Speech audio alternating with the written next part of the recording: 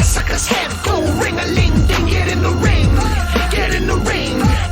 This is Discord, but never mind. Anyways, what about Sad Jacob? I don't know, but hey, yeah, Yeedius, you have been posting here on the Discord, so yes, I know who you are. Fantastic. Looking forward to having you, dude. I appreciate your hype in our channel, and I appreciate you wanting to stop by. Mex Kid, welcome in, welcome in. Also, Charlie, welcome in. Don't forget, guys, this will be posted to YouTube as well. So everything that you see here will be 100% on YouTube going forward. If you're not already subscribed to the YouTube, make sure to do so, because we are making a push on YouTube to hopefully try and become partners in 2021. Any content that you watch on our YouTube, as well as subscribe, will get us closer to that goal. So it'll be greatly, greatly appreciated, guys. Everything that you guys see here for WSSL, Discord Weekly, CWL, whatever it may be, you will find on the YouTube as well. And yes, sir, this is the first match, Mr. Omega. This is the first match. And it is Code Red versus the Valkyries. Now, this is Code Red's home game. Last week, they actually defeated the Aztecas in a pretty crazy match, if we're going to be perfectly honest, to close out week 1. But now they are here to open the show, and it is Code Red, Sting versus Hansen from the Valkyries. Now, one thing to really point out about this is that Rowe was actually injured last week for a 1-week period, so he will not be in action here today. Can't hear the game at all. My bad. Thank you. There it is. All right, I should have fixed it. It's because I was recording stuff. Guys, this week has been crazy as far as recording stuff for like CWL and everything goes. So I'm trying to keep up with everything and stay on schedule. So it's pretty crazy. Rigged Azteca should have won. It could have been, yeah, it could have been. But you know, I'm not gonna say yes or no. It could have been though. But regardless, guys, this is the first match of the night. We've got 10 really competitive matchups happening here for you today, and I'm very, very excited. I want to feud with CWL Coop and WWE Coop. Please make it happen. We'll see. If Coop stays for a while, and depending what their character name is, we'll have to find out. But I mean, we already did Brandon versus OG once, and that was hilarious. So maybe when we do another one of those shows, we can make that happen. Now here we see Sting connecting to Hansen. Bring it.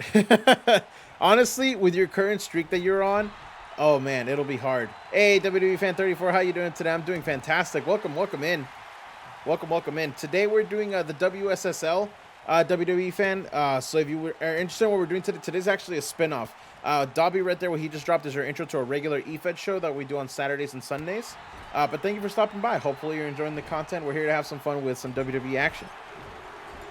Is there a wrestler with the nickname The Bombshell already? I don't believe so. I know Worlds talked about the troubles he had with it, but have you thought about brand warfare? Like company versus company? If so, yes. I'm not a fan of it personally, because then at that point, each company is going to want to have their person win, and you kind of can't please both sides. So it's kind of hard. I'm not used to streaks like that. Every show I'm waiting for that loss. Oh, dude, I get you. I fully understand. I thought you were going to lose to Harris, but then when it didn't happen, I was like, oh, close. What are your thoughts on the new AEW game? Will you be kicking it out? I don't know. I am a fan of wrestling as a whole. I am actually part of a company as well in Houston. So I just enjoy wrestling content. If it's good, it's good. I haven't seen too much of the AEW game aside from that initial reveal. So I'm going to wait to hold judgment on it, just like I did for WWE 20, because WWE 20 was unfortunately not that great, and hopefully it's better. Looks like it'll be good, but no GM season mode.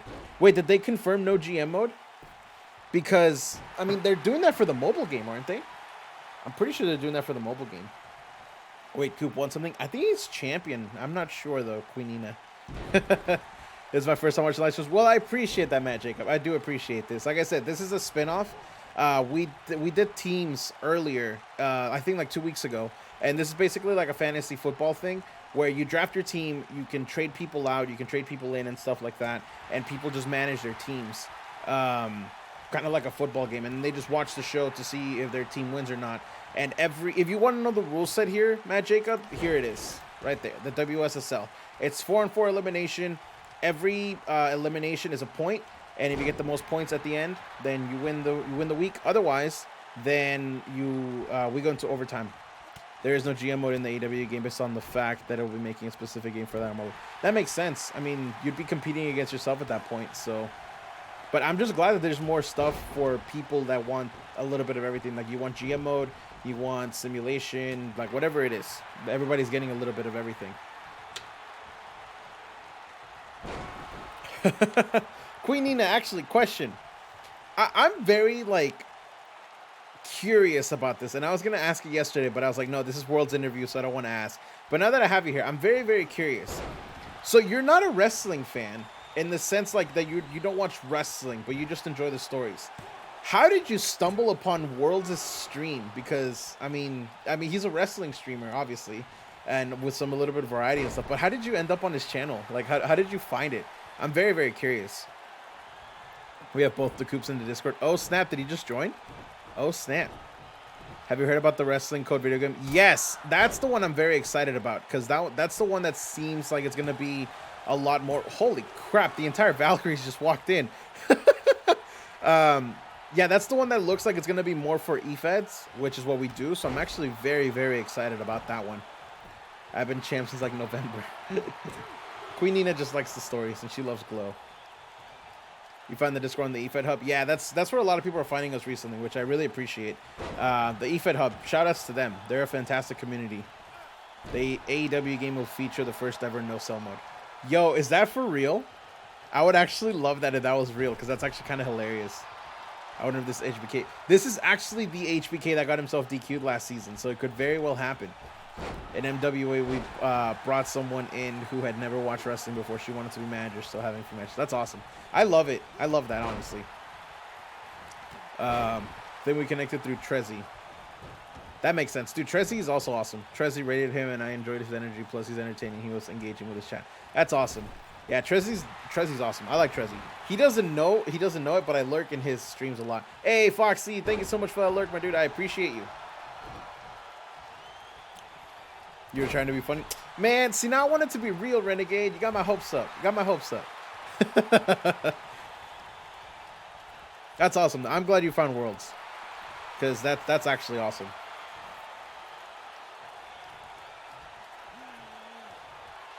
I drank all my Dr. Pepper, and now I'm sad and Dr. Pepperless. Get more Dr. Pepper, or get Gamer Subs. Oh, by the way, guys. I applied to be a Gamer Subs partner affiliate. I'm not sure what they call it, but I applied for a sponsorship, so fingers crossed.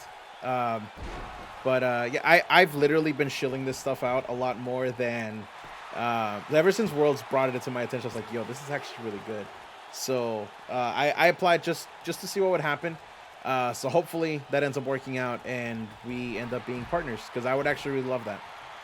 What does that mean for Raze? It'll probably mean that we have to end the affiliation and go to Gamer Subs instead, because that's what Worlds did.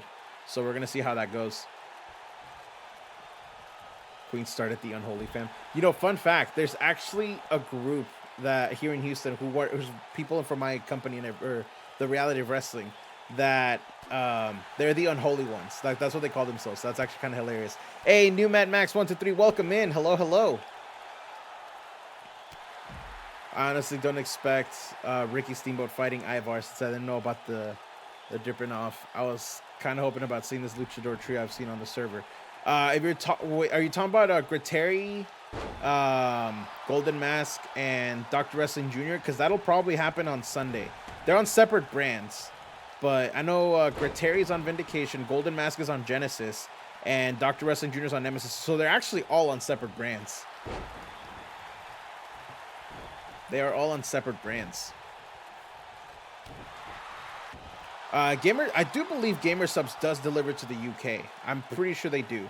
And that's another reason why I would like a Gamer Subs thing over Raze. Now, no disrespect to Raze. They've been great since we got the affiliation with them. But I know that Gamer Subs does a little bit better delivery for a lot more places. So that's actually a little bit better. Because if you're talking about YouTube, that might have been Graves' thing. What are you talking about?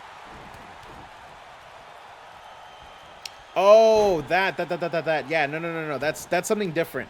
That's Graves' side project. If it's under developmental all, or anything not labeled CWL, then it's a separate series from what we do here. This is the main show, like the main stream and everything. Rotary and LARC are the greatest team, by the way. Don't forget that. Gotcha.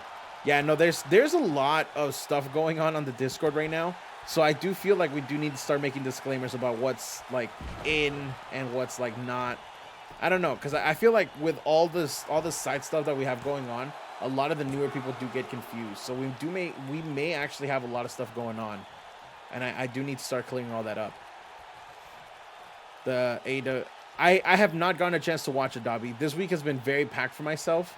I have only probably had about an hour to myself this week to, you know, support people and watch others' content and stuff. And then after I get off of the stream today, I actually have to finish the episode because we're trying to do commentary for it tomorrow because the only time Jay Scott's available. So I want to make sure that I'm able to do that and not crunch everything. So, yeah. But yeah, so that's what I'm trying to do. Gretari is the only real luchador. I don't know about that, dude. My roster currently has edited versions of Superstars. Nice. Yeah, I want to do that eventually for the WSSL, but I may end up doing a separate file because I want to do this, but with like team colors. But that'll take a while, and I need like a lot of different created character slots because every team has 8 people on there. 8 times 20 teams, that's 160 slots. I don't have 160 slots, unfortunately. So, wait, who's 40? Oh, Stark Shields. Stark Shields 40 feet tall. I mean, he could be. I had a nice design for my luchador character, but since 2K doesn't have the El Mago Jr. mask, I had to change it. Dang, that's unfortunate. I'm sorry. But hey, we can always try. I know Graves is very, very good at creating all of our stuff, so if you show him what you've got, I'm pretty sure he'd be able to help out and make it happen. They're releasing a game called Retromania Wrestling, which I had no idea about, but apparently it's a successor to an arcade game called WrestleWest. I actually knew about that one only because one of the people that I know was trying to get in it, but then he lost the competition, and they added somebody else instead. But he got to like the quarterfinals, which was actually really cool to see. Oh, the Valkyries almost picked up a point there with the elimination, but no. The match continues with no eliminations, guys. No eliminations here.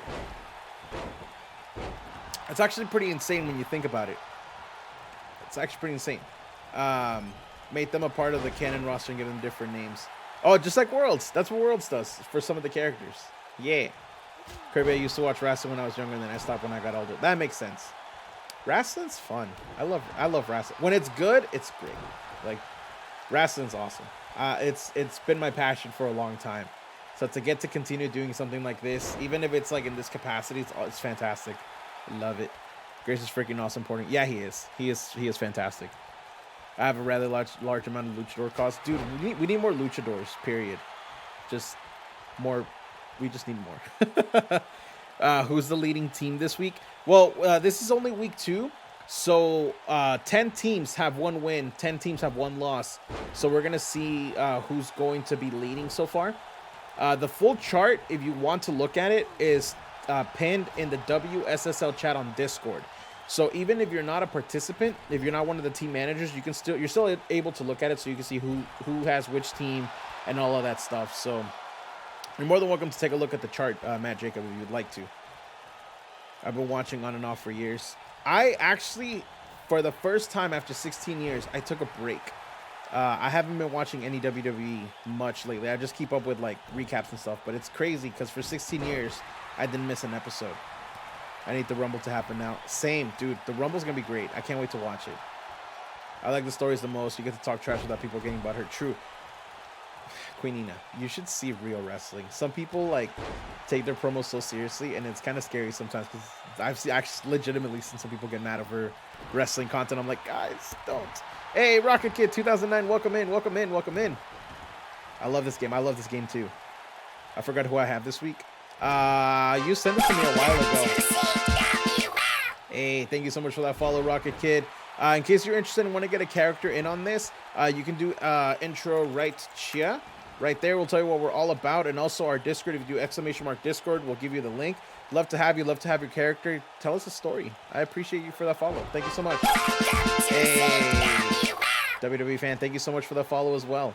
I've been sticking the AEW and Impact. WWE is basically unwatchable at this point, except for the Rumble and big events of that nature.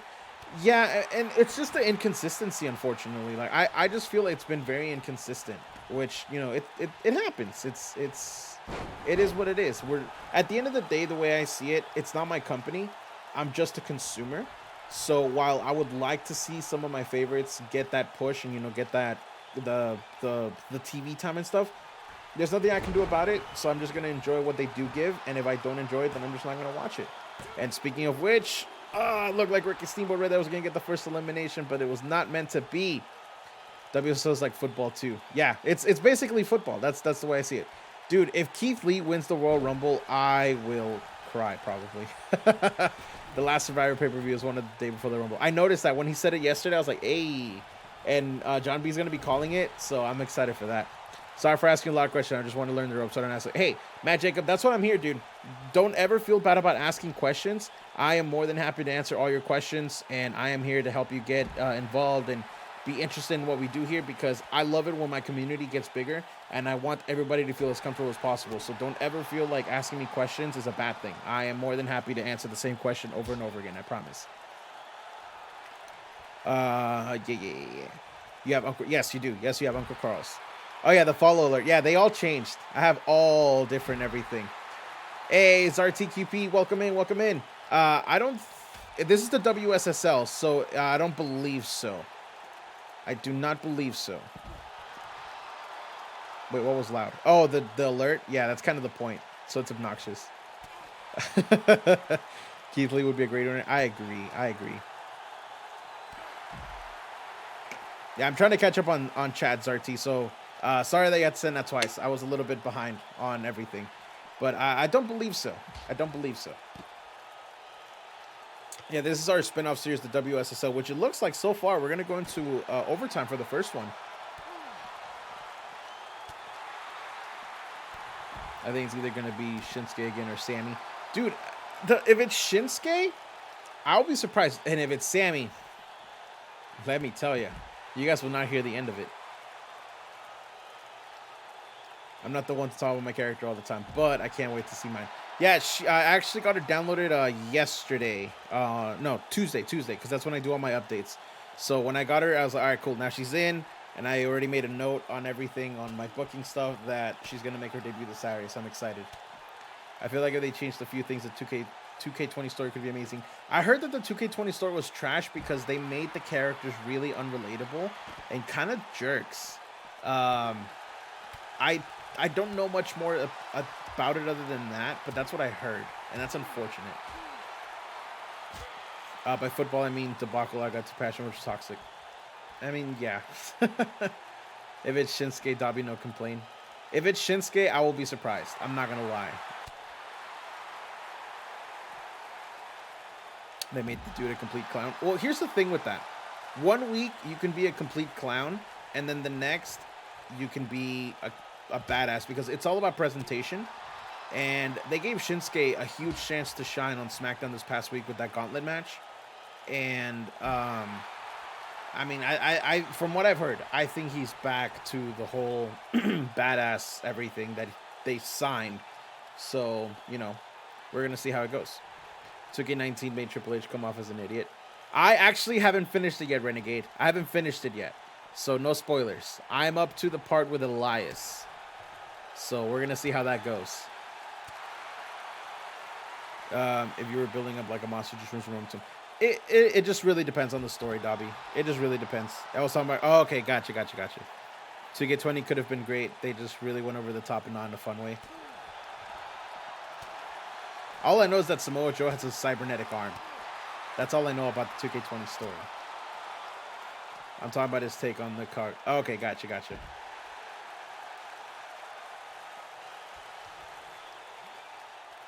Guys, it looks like we're going to go into overtime in the first match. No eliminations happen here with 50 seconds to go. Cyborg Joe was great and also real stupid. How was it stupid?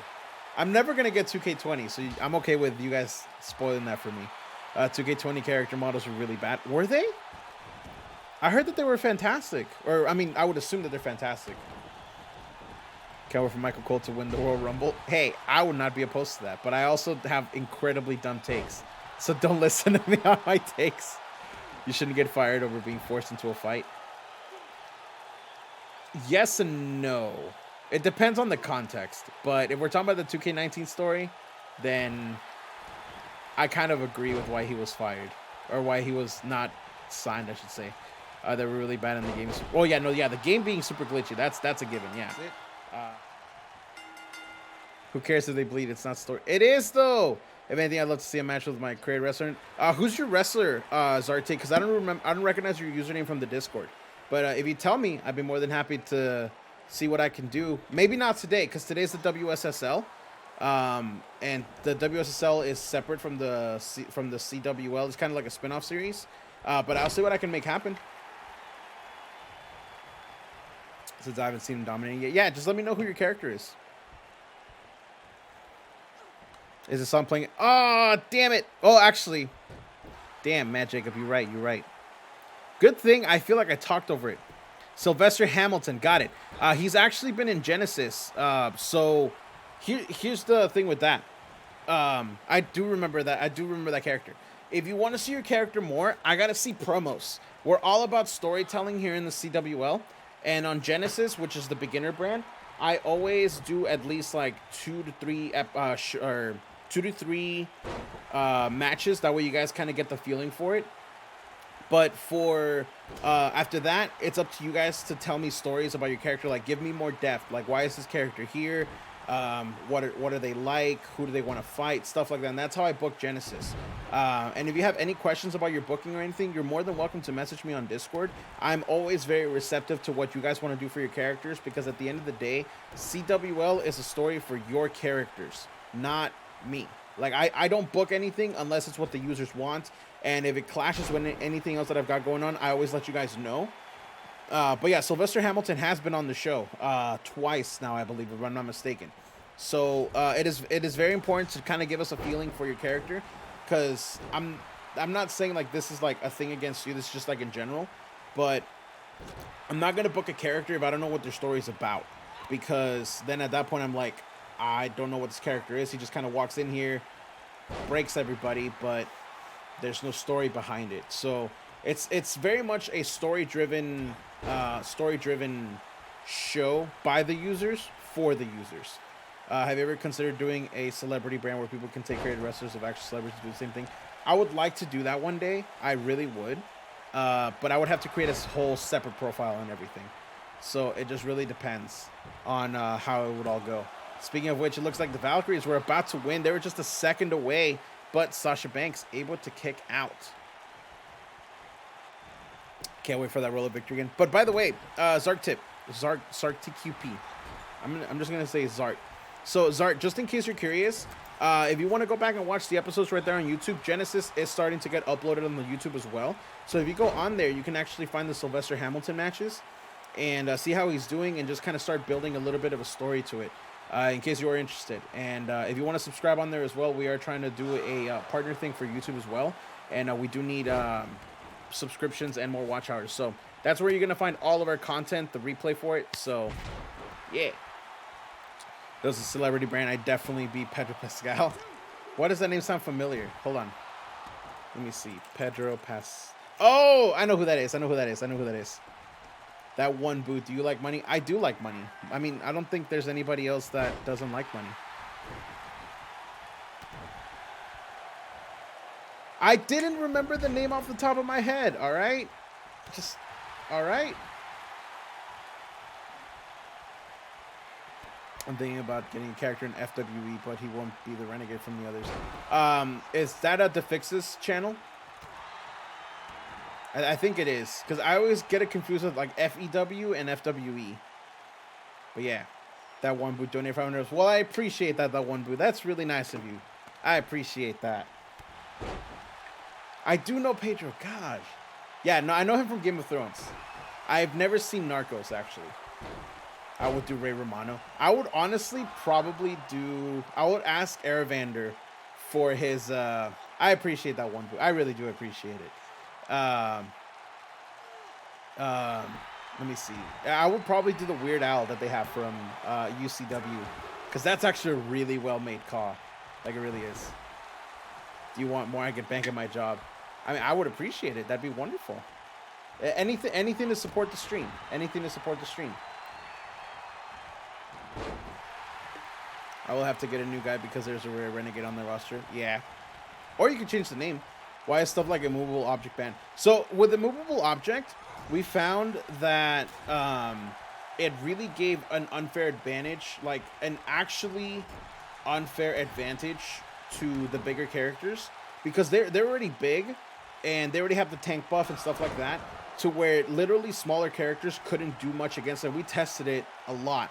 So that's why that's banned, because then what's stopping everybody from allowing everybody to just do a big character and then just kind of destroying the smaller characters? That one booth, thank you so much for the 5,000 donation. That is amazing from you. I do appreciate that. Thank you so much. Thank you so much. So that's why that's banned, Matt Jacob. Hey, Dante Ravioli, thank you so much for being here. I appreciate you. Long time no see. I agree. I think it was like, what? It's been 2-3 months or so, I think. At least I remember the username. It looks familiar. I'm a construction. I used to actually work construction, or I sold construction machines. I sold like tractors and excavators and skid steers and stuff. I already know who I want to be a wrestler version of me called Vandal Wayne. Nice.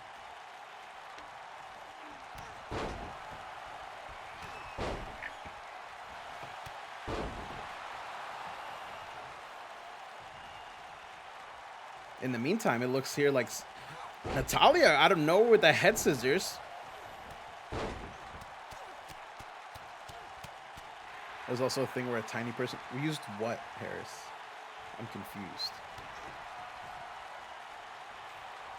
Yo, these two teams have actually been going at it. Who's your favorite wrestler? Dude, mine was Ziggler 2 years ago. Now I don't watch wrestling. Hey, there it is. Sasha Banks with the victory. Sasha Banks wins it for Code Red in... Yo, go! Get in the ring! Get in the ring! Yeah, make the sucker's head go ring-a-ling-ding. Get in the ring! Get in the ring! So, I'm very, very excited to see how it all goes. Because it's not going to be PG-13. I'm going to roll the dice off screen, Harris, just like I did the earlier ones, because now it's a much more complex system. I'm going to put out weekly videos for you guys. That way you guys can see all that stuff happening. So it's been announced that it's going to be... Yeah, the new one is. Hey, what's up, Brian? Welcome in, dude. Welcome in. But yeah, injury time is going to happen off screen. I'm going to record the video, and I'm going to show you guys everything. So, yeah. What other things are banned? I see Blackout is banned. Resiliency. Resiliency is not banned. Resiliency is only allowed for tier 1s. It used to be banned in 2K18 because it was actually kind of broken. And then for 2K19, when they redid the payback system, it was actually a lot better. So we decided to allow it, but only for tier 1s. We're going to roll the die afterwards, Harris. Dang. It's a pretty good movie. Should be good. Ryan still... Yeah. Yeah. I'm down for it. All right, here, let me go ahead and switch over to the detailed results screen, because I got to make a tab for... This is Cape Fighters versus Backstage Heat. In the meantime, it looks like The Rock is trying to go for the first elimination here, but is he going to get it? No, Aleister Black able to kick out and keeps Backstage Heat alive. Actually, I'm sorry, the Cape Fighters alive.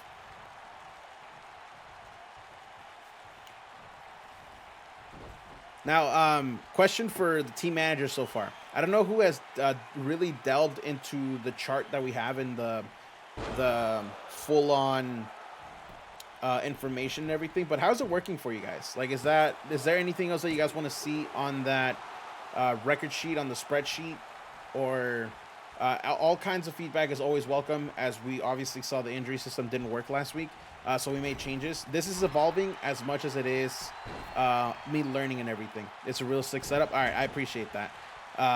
Hopefully it keeps working and it keeps going the way it's intended to.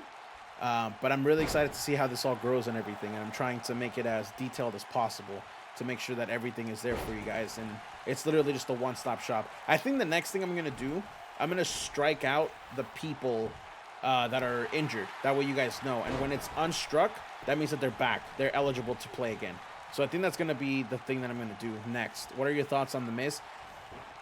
While his moveset may be basic, Renegade, he is one of the greatest superstars to ever grace the WWE ring because his charisma is unmatched. The Miz is a GOAT. Well, he's one of the GOATs. And there's nothing anybody can say to me about that at all whatsoever. I have been a fan of his ever since the Chick Magnet gimmick. So I have been a fan of The Miz for a long time. And that's not a bias. That's even before I learned anything in wrestling whatsoever from training and stuff. I think The Miz is actually one of the GOATs. I really do. The only improvement I could ever ask for is for custom people to get drafted. Other than that, it's fine for me. Okay. Well, we'll get to created wrestlers one day. We'll get there one day. I promise. It's just it's gonna be difficult, but we'll get there. That means he's good at his job. Yes and no. Yes and no. Because there is such a thing as go away heat. I guess if we're gonna call it. And it just really, I don't know. It's weird. Is 5'10" too short for a luchador since I think my character's a head shorter? No. No. Because I know he's not a luchador, but Luchasaurus is massive. So, a luchador, you shouldn't like limit yourself to like, oh, hey, is this a luchador? Is this that? Or just have fun with it. Like it's your creation. Whatever you want to do, whatever you want to tell, go for it. There's absolutely nothing that's like, what's kosher, what's good, just have fun with your character. We've had somebody that's a gorilla, but we don't know if that's actually a gorilla. So, you know. He doesn't have X-Pac, he makes me want to someone beat him. No, that's true. And I know that's, you know, I know that's not what I meant about, that's not what I meant about The Miz, but like he is a good heel because, you know, you want to see people beat him. It's why his story with Dolph Ziggler was so good. Like that was an amazing story for the Intercontinental Championship. So, you know, that's where I stand on that. He's a legit gorilla. I don't know. Raymondo kind of let us peek behind the curtain. The Miz rarely does holds or anything besides punching and kicking. Most of the show stolen too. I don't disagree, Renegade, but everything is stolen in wrestling. Everything. Daniel Bryan and CM Punk stole Kenta's moves, and they made a whole career out of it. So, you know, just saying. I mean, I say stole, but there's only so many limited things that you can do. So, I'm not sure about that. Yes, Miz is bleeding because we turn on blood. Because all of you people are bloodthirsty. Excuse me, Kenta? I think you mean... There it is. Yep. I've never seen him as a world champion, but Miz is the perfect icy guy. I disagree. I absolutely disagree. Worst thing about Ziggler and Miz's storyline, it was the Spirit... I was okay with the Spirit Squad, but I think it should have ended at No Mercy or whatever pay-per-view it was where Ziggler beat Miz. Because I think like Miz won the title back a little bit after that, and I was like, okay, so Chaotic, let's tackle this for you. I see him as a world champion, but you can have your opinion. That's completely valid, and if you don't see him as a world champion, that's perfectly cool. But the Miz can carry a program and make you invested in it like almost nobody can. I think that if you can take a program and make people invested in it, then that's what you need to do. Also, Ayo Kiaize, I'm not sure how to say that. I'm sorry. If you want to correct me, I would appreciate that. But thank you so much for that follow. Hope you're enjoying the show. Hope you're enjoying the content. Wait, did The Miz get DQ'd? What? Wow. How did he get DQ'd? I totally missed that. Wow. Yeah, see, this is why I don't have the best world. Hey! Hey! Hey! Hey! Hey! Hey! Hey! Hey! Hey! Jinder was actually not a bad champion, and I will die on that hill. I will die on that hill. Keep in mind, I see Razor and Michaels. Oh, shit. Hold on. Shawn Michaels as an IC guy? What? That's a hot take. That's a hot take. That's a hot take. Low blow. Okay, got it. He punched Randy in the penis. I don't think that's where he aimed at, but, you know, that's fine. The Miz fooled an entire arena that he was The Rock. It wasn't that he fooled them. It was part of the whole shtick and everything. So, I don't know. Oh, he did power of the punch. Okay. What's your favorite wrestler? It's a bit of a tie. I do love me some Sami Zayn. And he's been my favorite wrestler for a while. But currently, it is Keith Lee. It is Keith Lee. I fucking hated Jinder as WWE champ. The thing with Jinder being the world champ is that it should have been a mid-card run. And they shouldn't have, like, hot-shotted him to it. But the fact that... Oh, wait, hold on. If The Miz got eliminated, that is somebody on backstage heat, so that means K Fighters have a point. That's right. There it is. But, yeah, so... Okay, hold on. Okay, so... Jinder was a good champion in the sense that he got heat, but they did his story so weird, and they ran it for too long, in my opinion. So that's where I am with Jinder. But as a champion, I loved him. I thought he was fantastic, and that belt looked incredible on him. Miz doesn't need to do anything other than holds and punches. Him doing punches and holds got him way more over than if he actually did spots. Boom! Sophie with the knowledge. That is correct. I think the Jinder went backwards. Yep, I agree. They would have been great if he went from mid-card to top card. I agree. I absolutely agree. It was because he was hot-shotted to it that I think was the reason why a lot of people didn't like it. And that's fair. The story was not good. What about El Generico? Fun fact. I actually did not ever watch anything Generico, and I became a fan of Sami Zayn rather than El Generico. But I did go back and fix that. So I am a fan of Sami Zayn / El Generico and just the person behind everything. Jinder was the most they've ever presented someone as a top guy. I don't know about that. Shorty G. Gober. Hey, Chad Gable is also incredible and all that stuff. Of all time, mine is Mick Foley. He did so much for WWE. I agree. Mick Foley is, I believe, underappreciated and underrated as a whole. So, yeah, Mick Foley is incredible. It came out of nowhere. He was on a losing streak and I won a Jobber Battle Royal. And he beat Sami Zayn during it. It was so upsetting. Ivan Lassar is being bland beat book on the... I don't like Jinder much in the slightest. I mean, that's perfectly fine. Hey, Worlds, how's it going, dude? How's it going? The stupidest part about that disguise is the amount of time it took him to actually take it off. You can see some of it still stuck to his face. Getting all that stuff off of you is actually incredibly hard. So I don't blame anybody for doing all that stuff. And still having stuff on them. So that's okay. I also became a fan of him as Sammy. Yeah, same. The Sami Zayn story in NXT is the greatest story ever told in WWE, and there's absolutely nothing anybody can tell me otherwise. So, that's where I stand on that. I wish Jason Jordan didn't get clowned like that. What do you mean by that, Matt Jacob? Like, where did Jason get clowned? Because as far as I know, he got injured, and unfortunately, he is not able to come back. And I like Jason Jordan. I thought he was a phenomenal talent. Thought he was going to go places. But, life happens, and it's unfortunate. It was just 100% random for Jinder to go from beating Randy Orton and Shinsuke. But he didn't do it clean. That's the thing. He never beat those guys. He had to cheat to win, which is, what a heel does. But I feel like they just really overstayed their welcome, and they gave him such a long run. But, again, it's all good. Hold on, Pete Dunne from Backstage Heat here, possibly about to get a victory or elimination to even the score, but no, Goldberg. Out. Kicks out. Team with Seth, they made him act weird. Well, yeah, I think it's because we never really got a conclusion with that it just looked weird. What should have been the story was he was a jobber before, and the story of him rising the ranks finally, but nope, it was Angry Boy. And he cheated.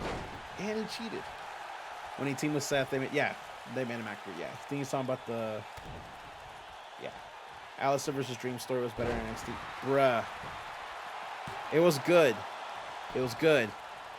And, I mean, Velveteen Dream is a piece of shit anyways, but nah. Sammy's Road to Redemption is the greatest story ever told. Jordan was actually dope right before he got injured. Yep. They still try to say Jason Jordan is Kurt's son. Because they have to keep up with the kayfabe. They got to keep up with the kayfabe. It looks like this week's going to be a very low elimination type of day. It really does. That was such a missed opportunity. With what? They gave Jordan an actual character with being Angleson Storm. True. And I mean, some of it is going to be goofy. I'm not going to deny that, guys. Like, some of it is going to be goofy, and that's okay. Not everyone's going to like all the stories, and that's okay.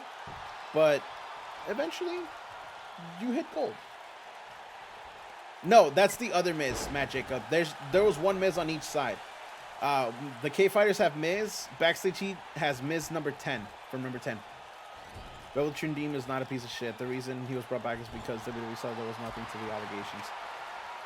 I mean, there is some dubious...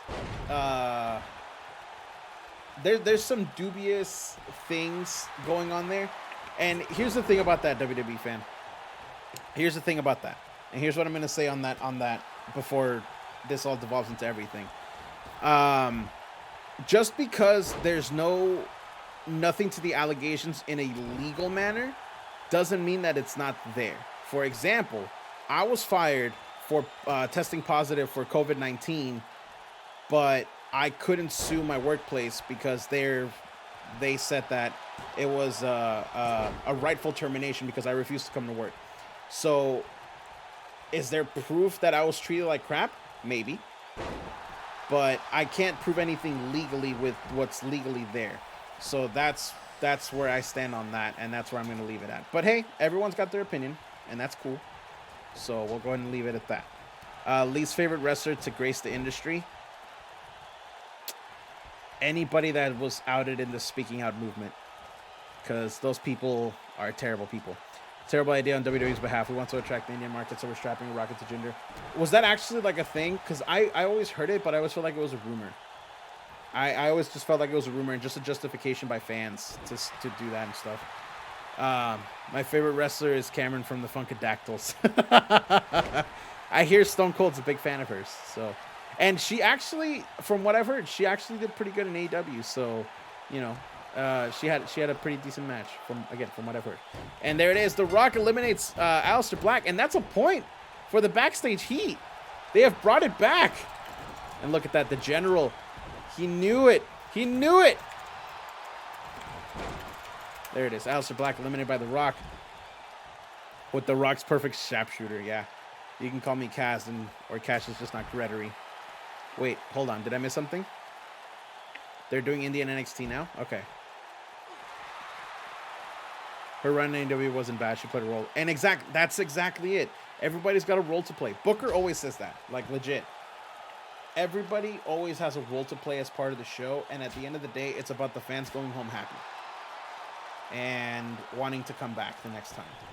So it's not about being the guy all the time, it's about the fans, and ultimately that's what entertainment's about, sending the fans home happy, always, as it should be. They had an idea tour right after he won. I got you. An India tour. I got you. Which outfit did you make Buzz wear when your character rated NXT? I think we chose NWO because we're doing the run currently on Tuesdays. Oh, hold on. Randy Orton eliminating The Rock and bringing this back for the Cape Fighters. Yo. Now it's 2-1. Now the pressure's on the Heat to try and even this up. Although, I will say, The Miz eliminating himself by DQ, kind of, oof. But yeah, so I think we chose NWO, but we're currently playing through the My Career Matt Jacob on Tuesdays. So if you want to stop by and check that out, I'm not looking for spoilers. So if you want to enjoy me getting wrecked in the game, because I don't play the game often anymore, I just record the shows and stuff, you're more than welcome to. Oh my God, is Randy going to eliminate somebody else? Bruh. Pete Dunne not coming in. Oh, but Randy Savage able to kick out. Damn.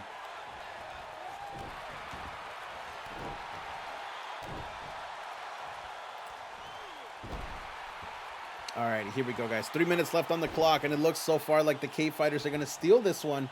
And by steal, I mean actually win. This armbar here by Randy Orton could tap out Randy Savage, but it looks like Randy Savage wants to hold on. 2.5 minutes is still a lot of time to get an elimination and even this up. Win by Miz taking himself out. Yeah, really.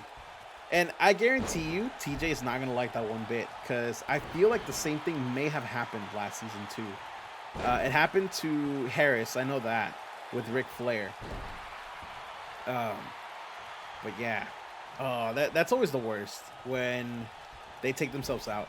Is why you don't work with heels. I mean, Rusev's a heel, and he's your team captain. You got to stick with good guys like the Wyatt family and Rusev. RKO here to Randy Savage. Eliminates him, and now there's absolutely no excuses as Randy Orton once again gets another elimination. He's been the MVP so far for the Cave Fighters. But oh my God. This is going to be a very big deficit to come back from. But hold on, with 90 seconds to go. Pete Dunne able to get out of the figure 4 though. Orton earning his pay. Well, yeah. I mean, 2 eliminations, that's pretty big. We've only had like 2-3 people so far in the season get 2 eliminations. So Randy Orton is starting to make himself a very valuable player. Hey, the Cameron Rocks, welcome in, welcome in. I may need help with promos. I have sample promos when I play my character Magnifico in another server. That's cool. That's what the developmental channel is there for. But if you ever want to DM anybody, I know people are willing to help out with stuff. So if you ever need any help, feel free. Well, I would love to help you out, flesh out your character and everything. The better end of such games, I agree. Real Mama Eagle, welcome in. Thank you so much for that follow. I appreciate you.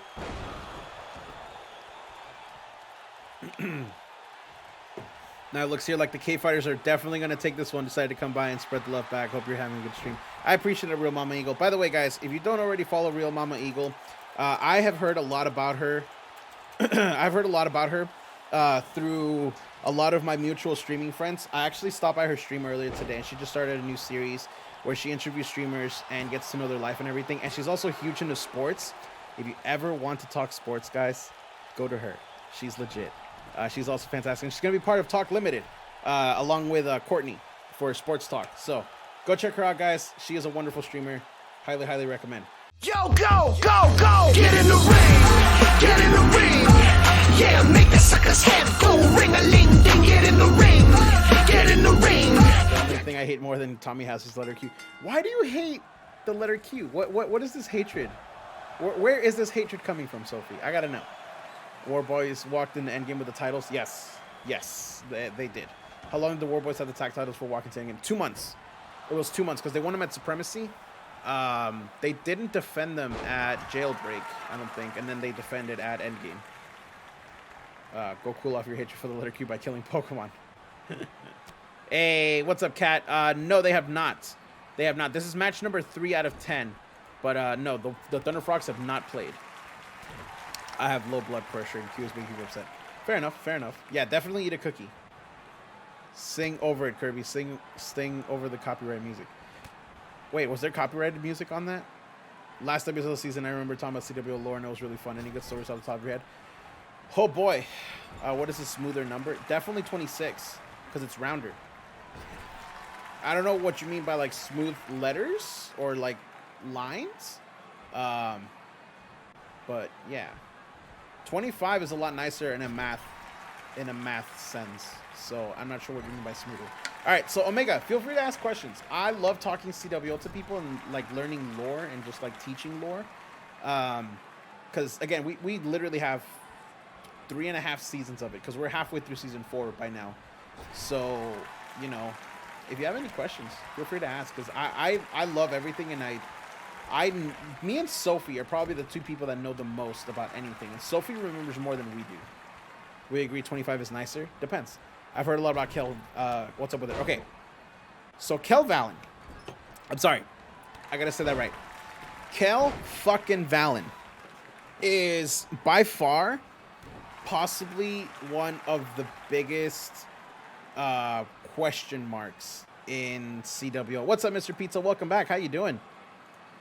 If my 2K1920, my disc drive overall still worked, I think I just sent Jimmy Clark as an adult. Nice. Why not get rid of Q and make it a 25 letter?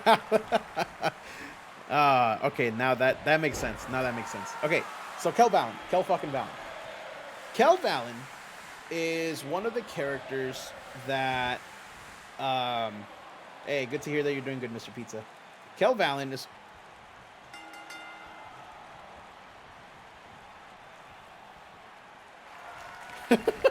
What? Mr. J, welcome in.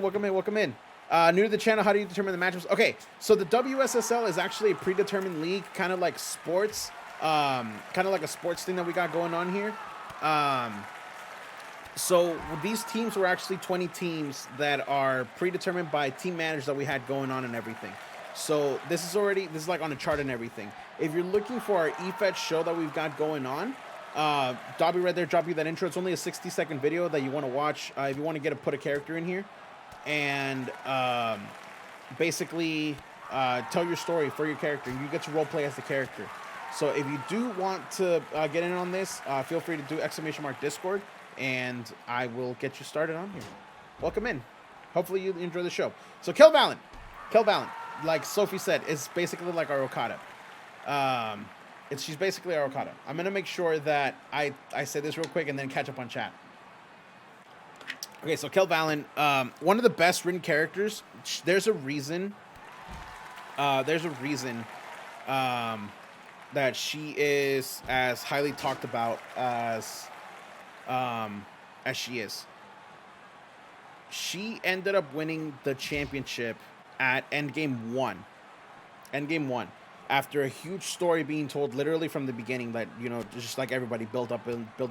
She won the first Supremacy Cup, and she fought for the championship that she never won throughout the entire season, because she won the title once before we did brands, and it had the same lineage, but she never won that championship specifically.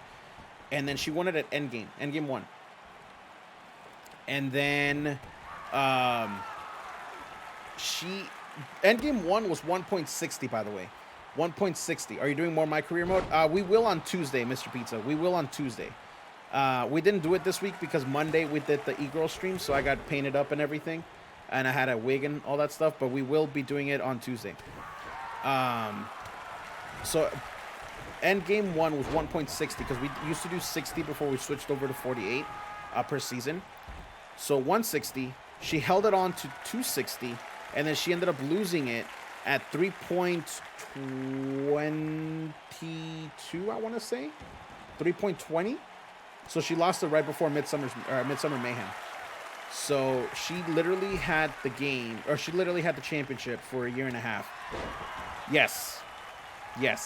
So from 1.60 all the way up until 3.22 was when she kept defending the title over and over. So that's why she's kind of a bit of a thing, and she, you know, just kind of became a huge thing. Now, unfortunately, the user is taking a bit of a break for reasons that are her own. But, you know, whenever she does come back, she's welcome with open arms. And I can't wait to see how she meshes now with the roster, because we've changed a lot since then.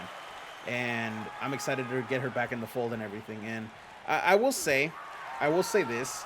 We as a community have probably done a bad job of, like, putting her on this pedestal to where, like, everybody's kind of in her shadow, and that's actually really shitty, and I do admit to that.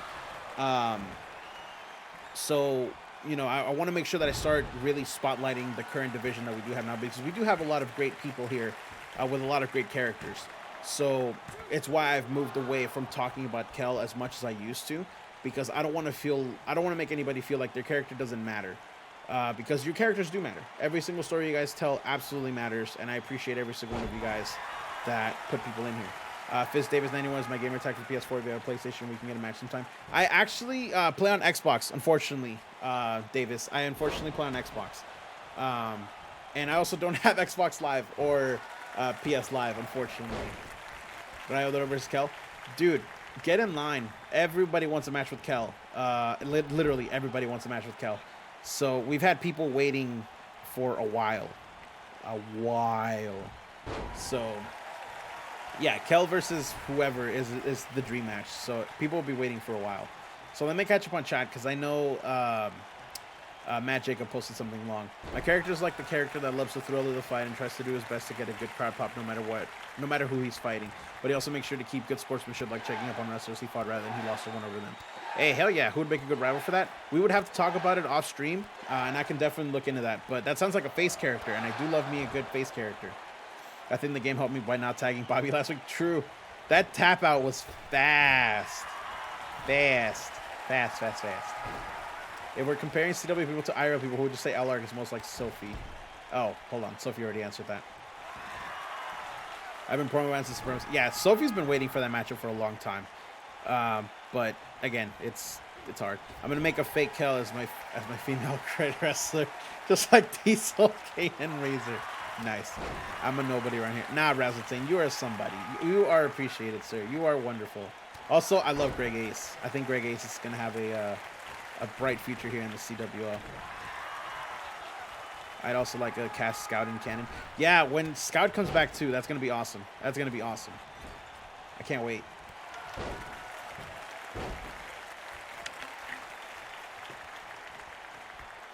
I'm trying to look. Did the Founts lose somebody?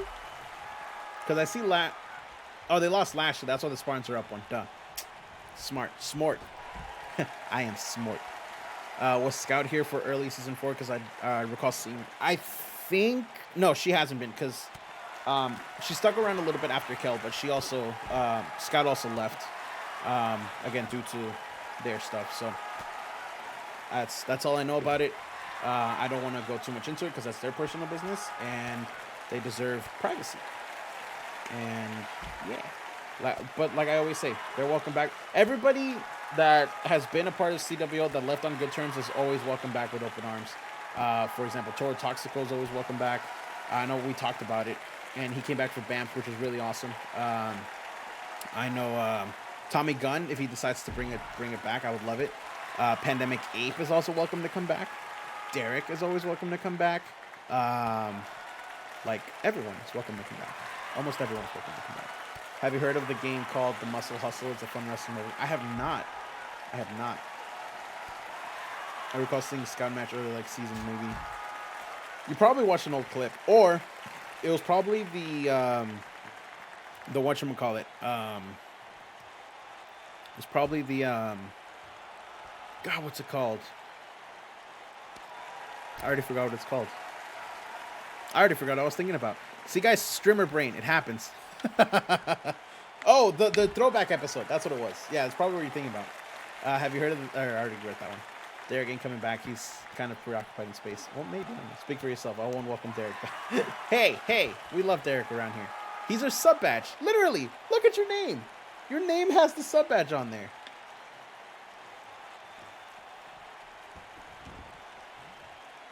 I love muscle. Okay, Dobby, should I play it?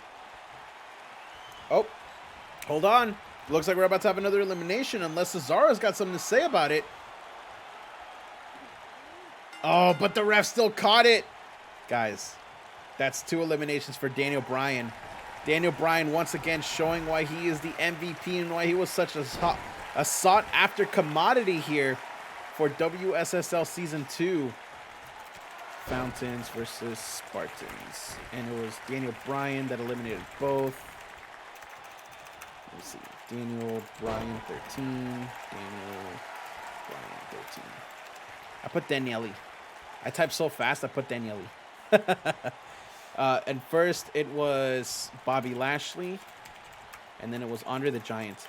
Guys, I don't think this is going to go well for them. Unless Cesaro can bring it back. Cesaro was such a good addition to this team that I think it's possible. Oh, I love slingshots. So yes. Just a question. For example, were to leave with one character, would we be able to join with another one, or have our current call get?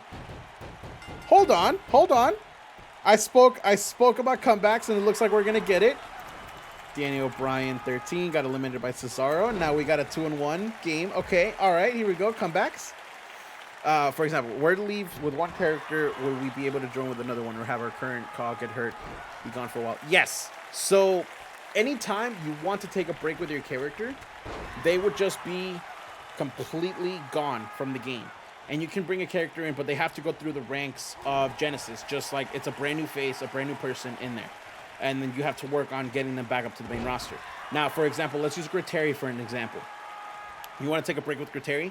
Cool. We'll eliminate him. We'll bring in your new one, Genesis, all that good stuff. But then when you want Griteri to come back, we would then erase the new person that came in, and then Griteri is eligible to come back to the main roster because they had already worked their way up there. So we wouldn't force them to go through Genesis again and then get to the main roster. So that's how that would work in case you want to do that in the future. To give you an example, it's why we did what we did with Sarge. Sarge was already on the main roster from like years ago. And then Gruul Katak is the same user. So Gruul had to be written out, which we did. And then we brought back Sarge. So that's how that worked. Mind if we talk about UCW or more CWL stories? Hey, I'm down for all that stuff. I do have to make sure that I do keep track of what's going on screen, but I'm cool with talking about anything, especially Airbender's EFED, because I know he's a good friend of the channel and everything, and more CWL stories. So feel free to ask, guys. I'm here to talk to you guys. WSSL is fun and everything, but ultimately, this is all a community event, and I love talking about EFEDs that I enjoy and partner EFEDs to the channel as well. So absolutely, yes. Neither Colin nor Selena were my first created wrestler. Facts. Facts. Wait, hold on. No, Jesse Hazard. Duh. I'm stupid. I was like, who was it before? Because Melissa Falcon was Selena. Like, what? And I had a brain fart. Leave me alone. I have a fun storyline idea for down the line if I ever start to find Alex a bit boring. Hey, I am down for new characters. Now I'll never get my win back against Gruul. Will you? If anyone ever has zero questions, I have answers. Yeah, me and Sophie are like the two of the biggest ones that you can find. Oh my God, Cesaro's bringing this back, y'all. If Undertaker taps, oh, okay, I was about to say, if Undertaker taps, whoo. Tony, how's your heart? Because mine's beating for you right now, dude. I know the Fountains is your team, so hopefully your heart's not beating just like mine. Who did Holly defend against before I dethroned her? Sarah Price, Benson, I think, or maybe that was the first reign. She defeated Sarah Price and stuff like that. Hey, Mr. Daddison Jones, welcome in, welcome in. Check DMs. Give me a second because I don't have my Discord open. 80s Mania Wrestling is another fun mobile. I've heard about that one. It's a card. Ooh, I do like card collectors. That lets you run your own wrestling company with wrestlers that parody 80. Yo, that one I may get because I do enjoy that. I do enjoy that. I'm chanting Cesaro, man. I don't blame you. You got 5 minutes. What is the openweight championship? I don't want to call it the mid-card belt because I don't like having like tiers like that. Giving you opens for battle, but the match is ready to see coming. Jacob, welcome in. Thank you so much for the raid. I appreciate you, my dude. Welcome in, Jacob Sterry's community. Thank you so much for choosing me to raid. My name is Kirby. I am a wrestling show. Clap, clap. Thank you so much for that follow as well. This is a wrestling channel first and foremost, but I'm a variety streamer. My name is Kirby. This is the CWLUniverse. So I'm going to go ahead and pause this match here really quick. Let me go ahead and show you what we're all about. All right, guys? Things all together because I'm trying to improve. But thank you so much for choosing me to raid, Jacob. I do appreciate that. If anybody else wants to get in on this action, ! Discord is how you get our link to join our Discord. Love to have you. Thank you so much for those follows and have some fun. Enjoy. Hey, what's up, New Gen? Welcome in. Welcome in. Let me see. What else did I miss over here? What is the Openweight Championship? So the Openweight Championship is, I don't want to call it like a mid-card belt, but it's one of the championships that we have where it's another option rather than just the women's championships that you can go for. So we have the 2 main championships for each show and then the openweight as well. The special thing about the openweight championship though is that it is defended cross-brand. So just because you're Vindication doesn't mean that you can't defend against somebody on Nemesis and stuff like that. So the defense, if it's held by a Vindication champion, they can cross over to the other show to defend it on their pay-per-views. That doesn't mean that the champion can go to that show and be a part of that show. because then at that point, what's the brands there for? That's the way I kind of see it, and that's kind of what I'm enforcing to go with that. So that is what the Openweight Championship is. If you don't know, Airbender is, he does a 2K20 E-Fed, and yes, it somewhat works, and it's somewhat related to Ichimonji, who's the older brother of Ada and Ichimonji, named Boku Fuse is in there, and safe to say he's big boy, 6'8" to be exact. He's 2. Hey, that sounds like Stark Shields, honestly, so that's cool. Y'all have motherfucking time travelers? Yeah, we do. Yeah, we do. It's a lot different than what you expect, Matt Jacob, but yes, we do. Kirby have the Cookie Monsters have the match. No, they have not. They have not. We did have a match that broke the fabric of space and time. Yes. Correct. Cruiserweight division when? I'm not sure, Cassius, because we don't really have too many people that are cruiserweights, and I don't want to like have one championship be like between 4 people. It's only when a big gorilla sneezes though. There it is. Jacob gets it. Half of y'all are cruiserweights. Yeah, it happens. But hey, this matchup, we got 2 more minutes, or a man in a gorilla costume. Raymondo knows, but he's not willing to share that information. We need a super heavyweight division. 305 wide, baby. One day. Big meaty men slapping meat. There you go. I would rather not, because then like only cruiserweights can go for like, yeah, well, I'm not a fan of weight belts because we've seen people do crazier things here. No, 305 wide, not live, wide, like wide. But yeah, no, I'm not a fan of weight belts, because then I just feel like there's restrictions. That's why I love the X Division belt from Impact. Yeah, it mostly goes to the smaller people, but it gives them a place, and it gives them an option, like the option C or whatever, to be more active in like all the stories rather than just the smaller ones. But yeah, I stole that 305 wide from the Discord, so it's not my original joke, but I do love it. When's the hardcore division? Never. It's called BAMF. It happens once a year, apparently. So that's when that's gonna happen. But oh my God, hold on. It looks like the Fountains are not gonna be able to take this away. They've got 45 seconds for Cesaro to pull out some magic. And if by the way, if Cesaro gets an elimination here, that's 4 points for that man. Oh my God. Is Cesaro actually going to pull it off? I have a question, Kirby, because it's never happened before. What if someone wanted a custom belt like the $1 million title? I would have to see how we handle that. But I'm not opposed to it. Oh my God. Y'all, we're going to go to overtime. Cesaro with the sharpshooter. If Sting taps, we're going to overtime. What? Oh my God. What just happened? Cesaro the freaking GOAT. Oh my God. Oh my God.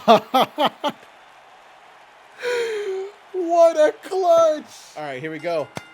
The bell's rung. Who's going to take this one?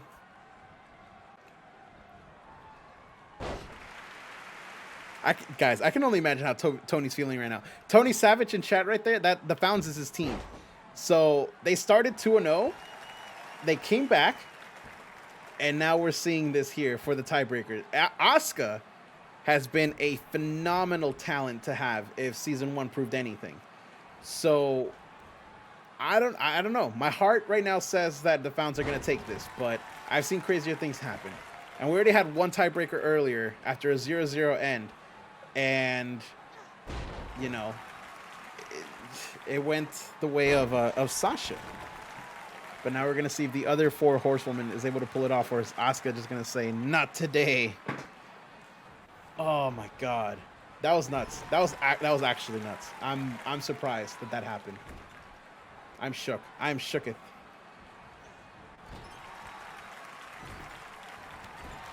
Now Bayley definitely doing what she needs to do to ensure that the Spartans do walk away here with a victory. But Asuka bringing the heat. Getting out of the ring, very smart idea a little bit earlier there to try and get the momentum. Oh, the hip attack misses in the corner, though. That dropkick does not as she connects to the back of the neck. A little bit of high elevation there by Bayley. Now a kick to the arm. I leave it. It's, oh, Cassius, dude, you missed it. Cesaro got the elimination with like 10 seconds to go, dude. It was nuts. It was actually nuts. Now though, Asuka with a forearm. This match has mostly been Asuka, guys. This is not looking good for the Spartans so far. As now Asuka's trying to get Bayley up, but Bayley gets that elbow to the gut. And now an elbow from Asuka to the knee, and Bayley meets her with the same thing. Two women crash against each other. Bayley kick to the gut once again. But now Asuka once again tries to go for the hip attack in the corner. She connects this time. Now Asuka full control of this matchup so far. Bayley playing from the backseat, trying to get back into this and get the match for the Spartans, but it looks like Asuka's going to go for that headlock instead. She may be just trying to catch a little bit of a breather. He busted this thing open on the outside first and won like 20 left. Yeah, that was nuts. That was absolutely nuts. But see, that's what's amazing about this show. Like, I love it that literally at the last seconds, it can be clutched for you. Asuka's feeling it. She thinks that this hometown arena is going to be able to get her the victory with all that energy. The hip attack once again. As now Asuka is all kinds of fired up. Now a kick to the back, the lower back. As Asuka is possibly setting up Bayley to end this matchup once and for all. Kick to the gut once again. Followed it up with a third. Oh, now roundhouse kick to the face. And Asuka going for the pinfall. This could be it for Bayley. 1, 2, and that is it. The fountains. Yo, go, go, go! Get in the ring! Get in the ring! Yeah, make the sucker's head go ring-a-ling-ding. Get in the ring!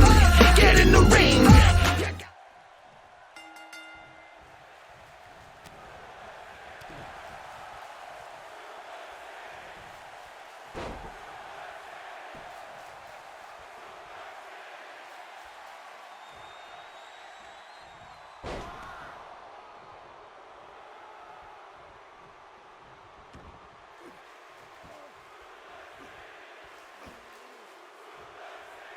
If Brock taps here, I'm going to laugh. Not going to lie. I'm not going to lie. Larry, got work to do for my final grade. Hey, I appreciate that, Jacob. Thank you so much for the raid earlier, too. I appreciate you. And bringing your community, and trusting me with your community. I appreciate that. I will lose my mind if Kurt Hawkins defeats Brock Lesnar. It's happened. It's happened. So I wouldn't put it too far ahead in the possibility scale, you know. Kurt Hawkins is CW legend. Facts. Speaking of which, look at that. Brock Lesnar is gonna say, "Fuck you, Ric Flair. We're gonna F5 you and eliminate you." Especially in that corner. Oh my God. Hold on. I was about to refill my water, but okay. I was about to say, bruh, come on.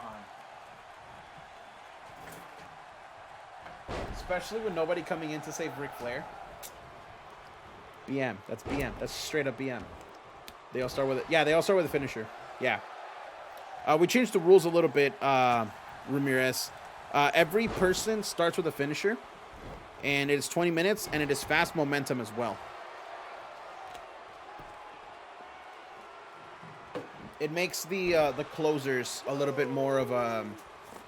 more important, because then if somebody doesn't come into the match up until the end, then they have a finisher, meaning that they could be a huge wild card. And look at that. Ric Flair, the GOAT, eliminates Brock Lesnar. What a GOAT.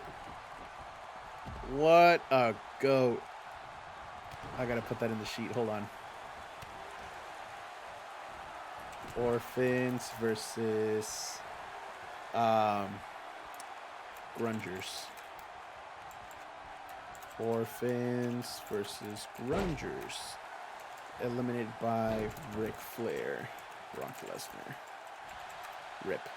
Well, there he goes. I don't know if I put 1 or 2 scoops in here, but I'm going to put another one. If I have a heart attack on stream, guys, don't sue GamerSubs. This is entirely my fault. I'm putting this out on video. Do not sue GamerSubs. It was my fault for not remembering how many scoops I put in here. But I'm about to find out just how strong this water tastes. What is the tag division like here in the CW series? It's pretty active. It's starting to get a lot more active. The tag division is actually cross brand. So even if you can't find anybody on your brand to feud with, you can feud with somebody on the other brand. Same as the Openweight Championship. Because right now, the Sons of Fenrir are the #1 contenders for the Tag Team Championships, and they're on Vindication. But the champions are on Nemesis. So, yeah, that is how that's going right now. Also, you guys can kind of see my green screen. Hold on, let me see if I can fix that real quick. Because you guys should not be able to see my green screen at all. Let me see. You guys are going to see some funky stuff happening. There we go. Nope, that still looks kind of weird. There we go. There we go. All right, that should look a lot better. Nope, that looks worse. Well.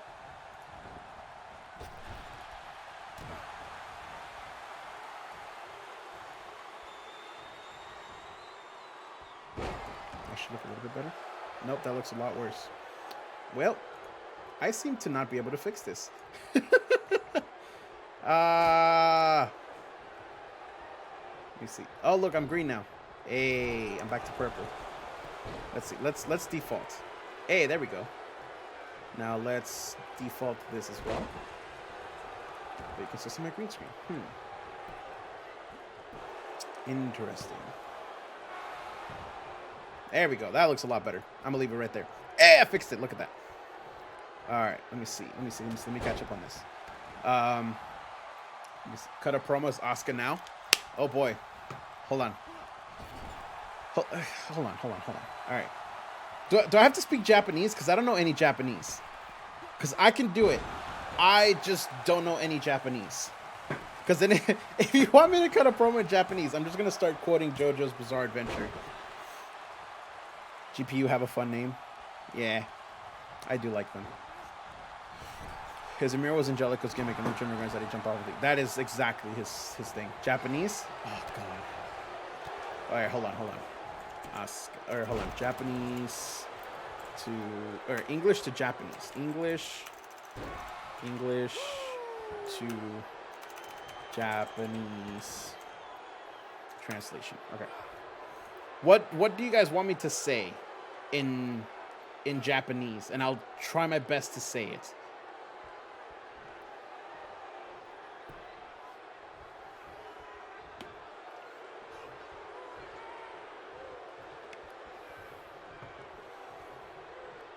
Yo, actually, you know what? I think cut a promo about your local pizza joint. Okay.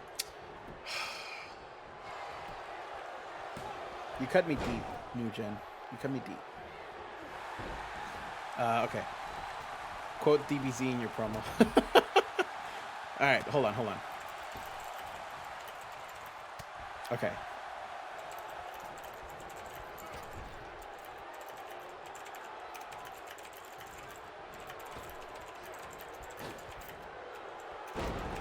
All right, I'm literally typing it in English. That way I have all this over here.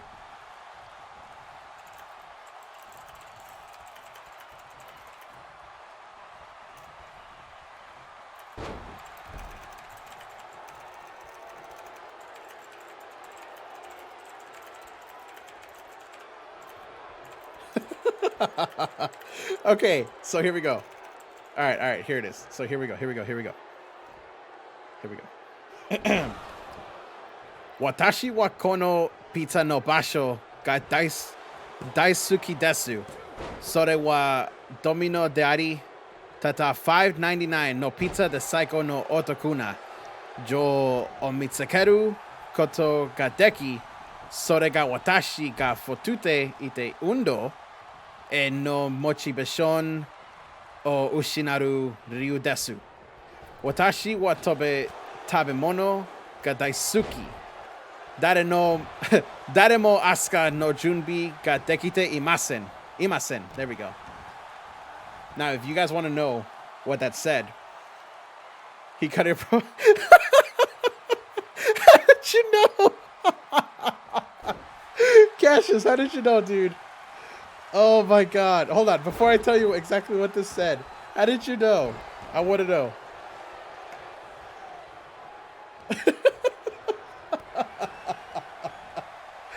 I did? Did I? I don't see Domino's anywhere in here. I'm a weeb. All right, got it. Okay, so here's what I said.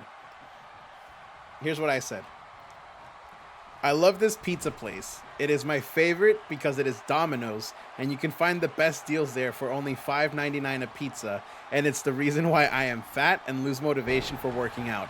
I love food. Nobody is ready for Asuka. There you go. There you go. I don't even remember saying Domino's. I don't see it in here. Okay, so Cassius, I assume you know a little bit of Japanese then. How was that? Like, because I feel like I did rather good without being, like, on the nose with an accent or anything. So, please let me know. Please, I would like to feel that I actually did good there. It was good, you just need the accent? Okay. Hey, see, look at that. Well, New Gen, was that good? Was that acceptable? Because I feel it was. And the fact that people actually knew you'll get better practice. I would actually love to learn Japanese. I think Japanese is a wonderful language.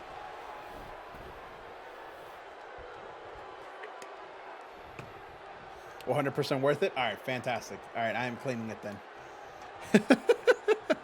Cut a promo. Mark is complete. There you go. Love it. By the way, I do low-key love Domino's so much. I think it's the best pizza place. But yeah, I got wrapped up in the stream. I forgot to take screenshots for my character for them to be recreated. Hey, it's all right, Matt Jacob. I appreciate you being here, dude. Hopefully you're enjoying the community vibes here. Because for me, ultimately, that's what it's all about. David Ortegas, thank you so much for that follow. I appreciate you, my dude. In case you're curious about what we're doing here today, this is the WSSL. It's a little bit more sports related than wrestling related. But if you were interested in what we do here, we're actually kind of like a big D&D game in a wrestling skin. Dobby right there just dropped the intro and Discord there for you. Love to have you. Love to get to know you. Thank you so much for that follow. Still with you on that Domino's Rocks. Dude, I love Domino's. It is literally the reason I am still fat. There's that, and I lose motivation to work out from time to time. But I end up getting back into it. Hey, look at that. The Sting. Sting able to even this out. No, that's 2 points for the Orphans. Konnichiwa. I love Konnichiwa. I love saying that. That's such a good thing to say. Eliminated by Sting 91, right? Yeah, Sting 91. Oh my god.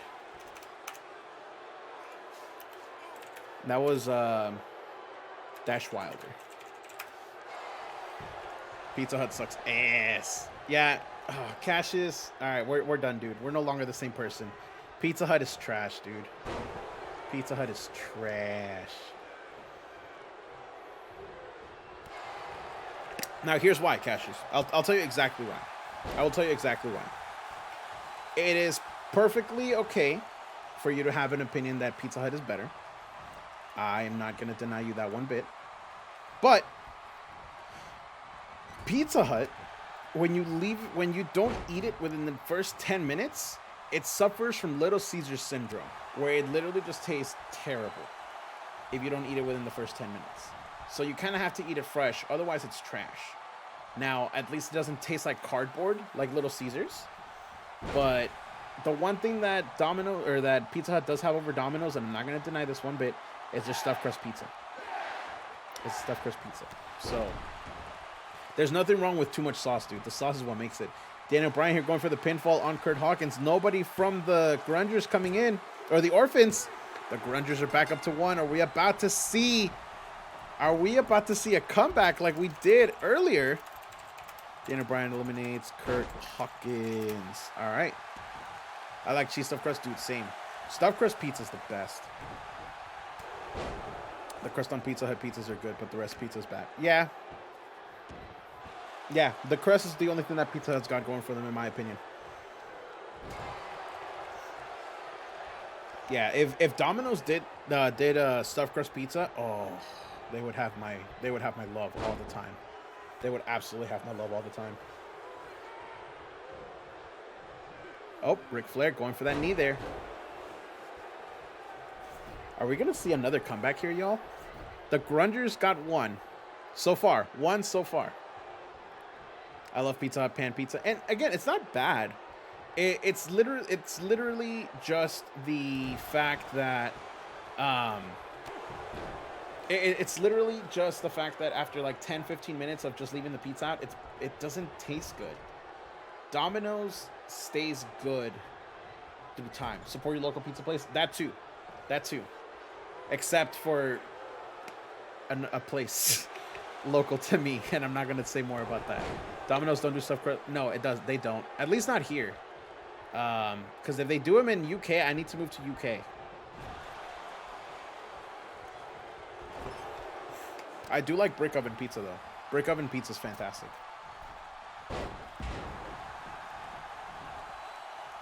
Now I'm jealous by the fact that you guys actually get stuffed crust pizza in the Domino's in the UK. Hey, I'm always down for food talk. I'm always down for food talk. I'm down for community talk. And yes, there is a show happening behind us, but what I care more is about the community.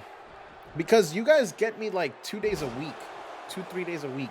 And then Sunday, you don't see me because we do the full production show and everything. So I appreciate you guys being here. And I appreciate you guys hanging out and everything, enjoying the show. And just letting the way I see this, it's like we're watching a game, like, you know, like a football game or something, or a soccer game, whatever sport you guys like. And we're literally just shooting the shit while the game happens behind us. It's like we're at a bar, just hanging out, having fun. Unless the local pizza place is a jerk. Exactly, Charlie, exactly. Good thing it isn't on Genesis. Hey, I'm cool with that too. Because Genesis, I'm not going to lie, it's hard commentating by myself. And I feel that's the one thing that I really got to improve on. But I'm glad that I get the chance to do it here. And I'd rather talk to you guys and engage with chat than do a show and ignore what you guys are saying. Because, you know, you guys are very much a part of this, just like I am too. You need Gustavo. No, he's never coming back. Jay Scott, on the other hand, will. But Gustavo's never coming back. Can we all agree? Oh boy, I love Domino's when my family always gets pizza go. I've never heard of pizza go-go. Domino's cookies are a blessing to earth. I don't know what Domino's cookies are unless you mean the cookie cake that they serve.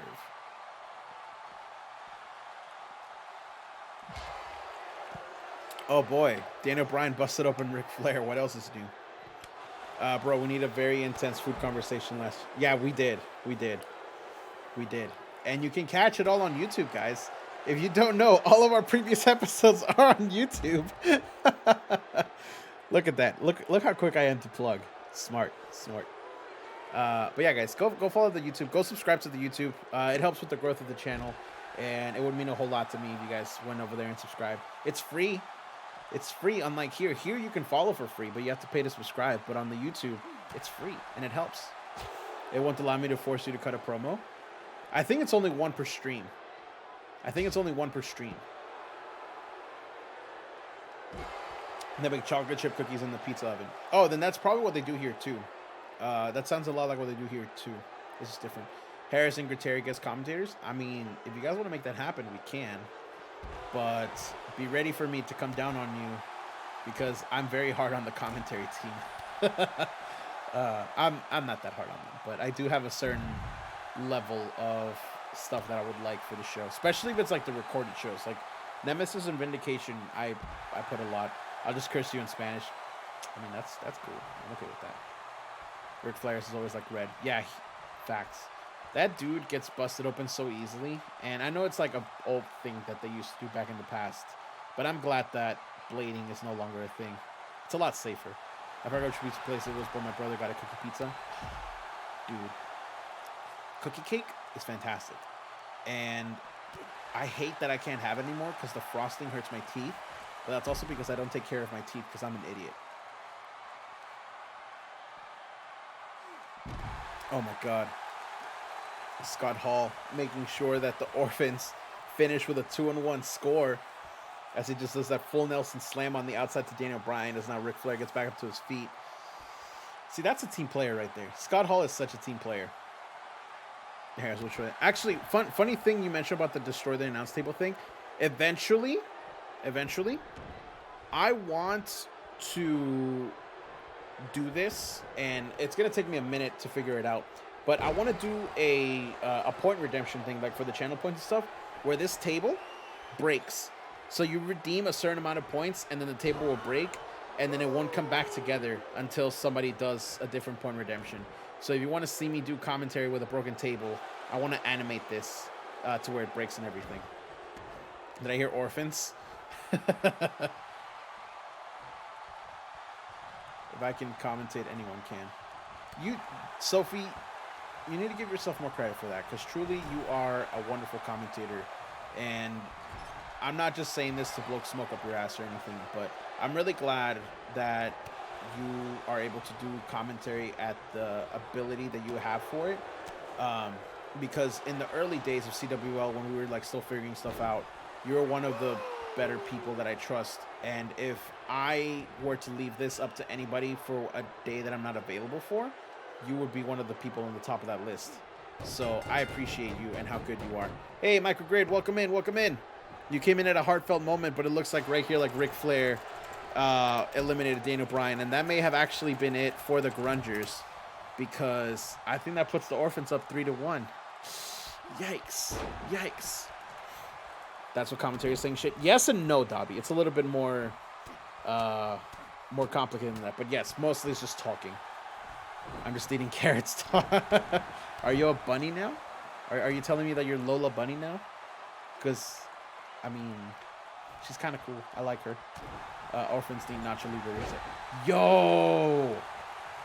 I need Nacho Libre in my life. That's another character in UCW, guys. If you're not watching Airvander, go watch UCW. Here, I'm gonna give him a shout out too. Oh, fucking Alley Dog got it.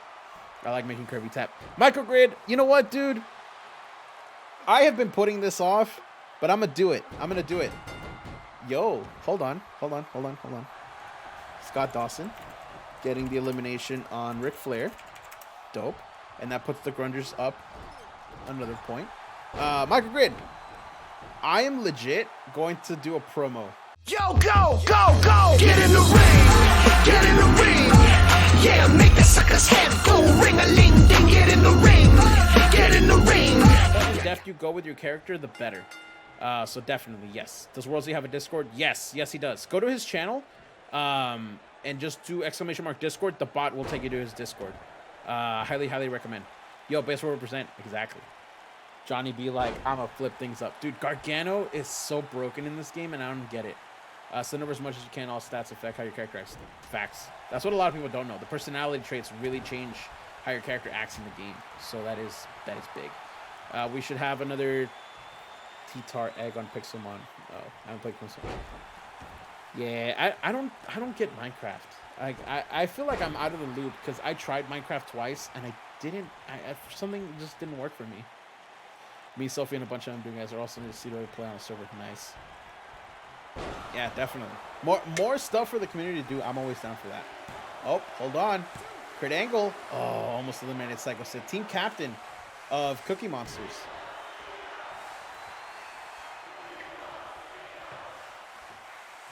Now, this is match number 5 today, so this is the halfway point. After this one, we got 5 more matches left. 5 more matches.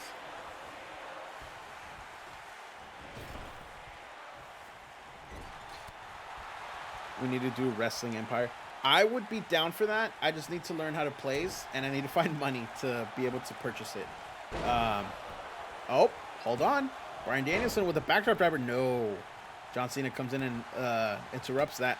No eliminations yet with 90 seconds so far. This literally what Triple H did last week. Literally. Oh my God. Sophie, why Triple H? Oh, that's gonna cost you later. Triple H, yeah, seriously, popping that finisher just like, oh, I got this, and he don't got this. Who programmed the crowd to chant "We want Cena"? Ukes or THQ. I don't even remember who did it. But hold on. Oh, Bryan Danielson not able to get the elimination there. Very close call there, though. A very high-paced match so far to start off the action here for match number 5.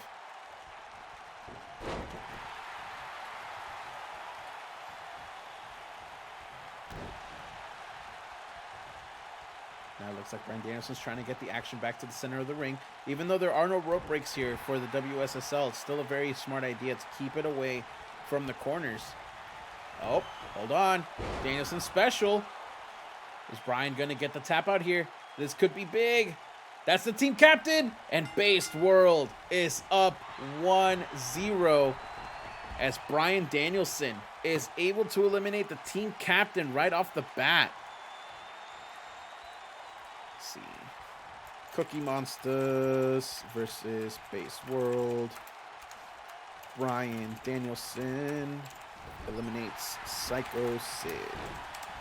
And we will find out what the injury status is after the show when we do the dice rolls. But it looks like Johnny Gargano is going to try and eliminate Bryan Danielson. That's going to be huge. Triple H getting involved. And there's the breakup of the pinfall. I'm sorry, Chris, but I do not agree with you not having Gargano as captain. Dude, captain means absolutely nothing. It means absolutely nothing. So, you know, storyline reasons. He could have done it for one reason or another.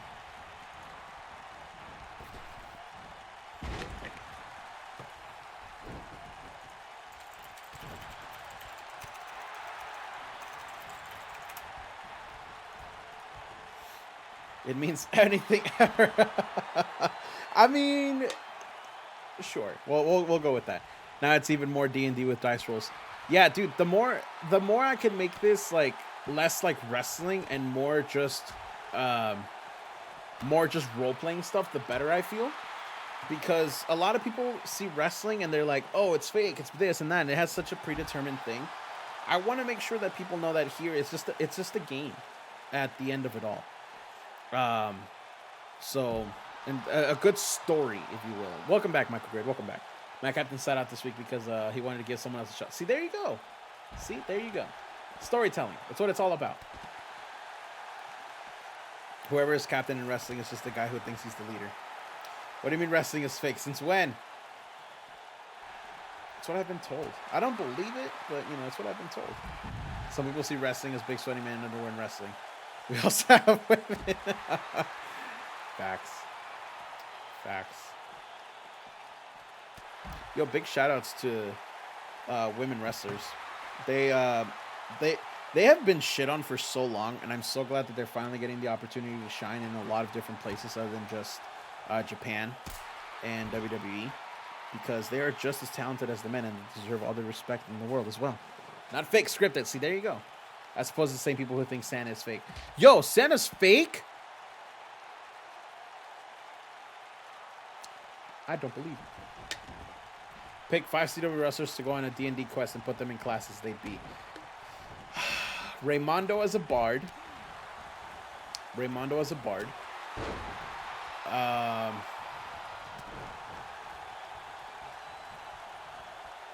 Who'd be a healer? I'm trying to think of a healer. I would definitely put Raymondo as a bard. That's my big one. Taurus Fire as... I don't want to say a dwarf because that's just like dumb. But is a berserker a class in D&D? I'm not sure. Cassius, there's a lot of people. Talk to Chaotic. Yeah, Chaotic right there, right below you. Jay is a rogue with high charisma. There you go. That's good. I like that one. Sarah Price is a dwarf for sure. If you want to get into D&D, Cassius, talk to Chaotic. That's a Golden Mask. I'm pretty sure you already know that, but just in case. Barbarian, there you go. Yeah, Taurus Fire the Barbarian. That's the one. By the way, put a 1 in chat if you've never heard my story of Braun Strowman, the dwarf, in my last D&D. Bro, but would be a barbarian? Fuck, you're right.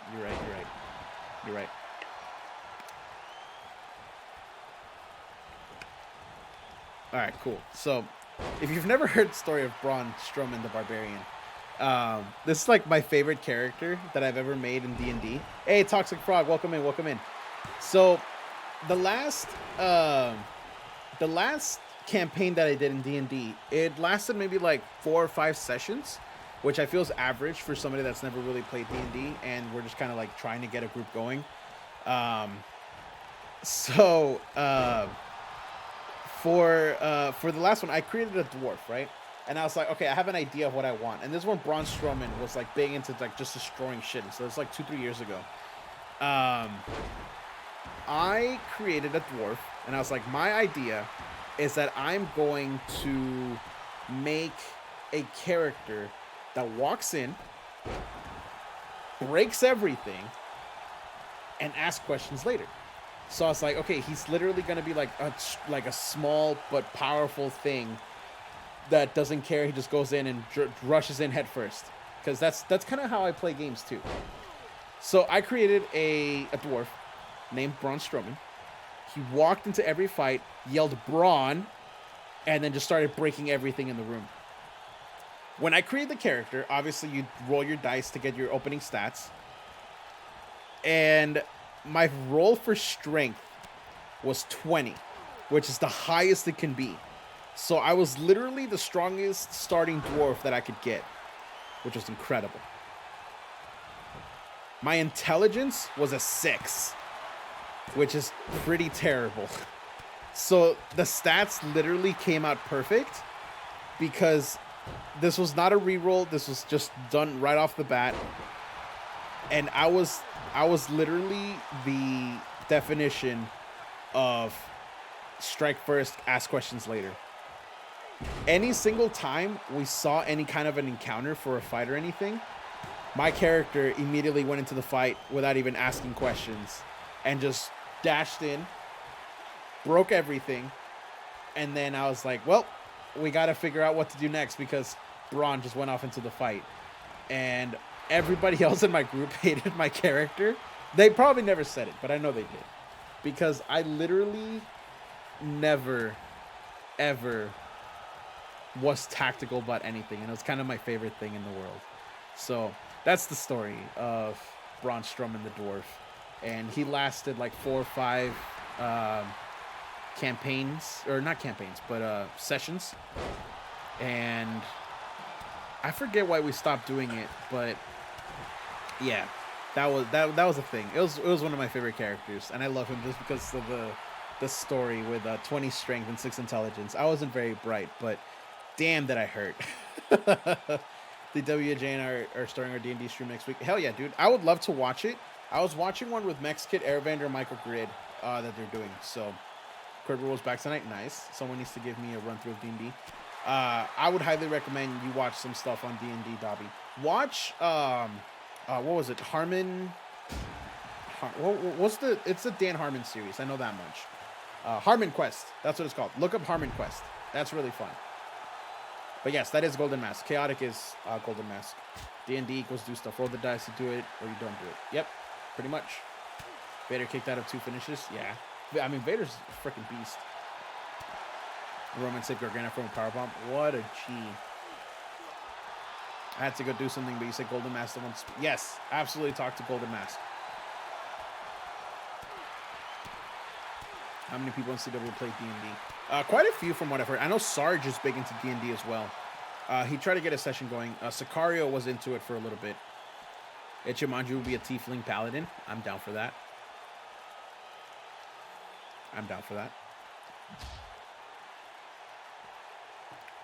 I believe it was a 2-3 minutes, and yeah, that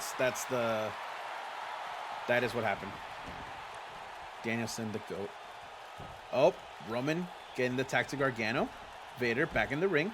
8.5 minutes to go. Fuses a Hexblade, even though tell me otherwise.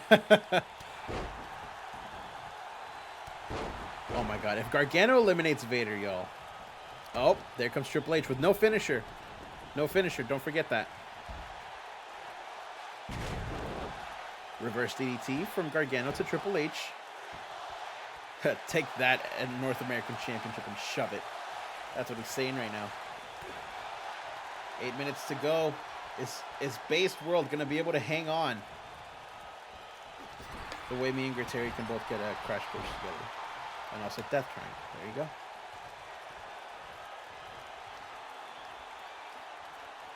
Oh, Gargano trying to go for that elimination. The super kick from the corner.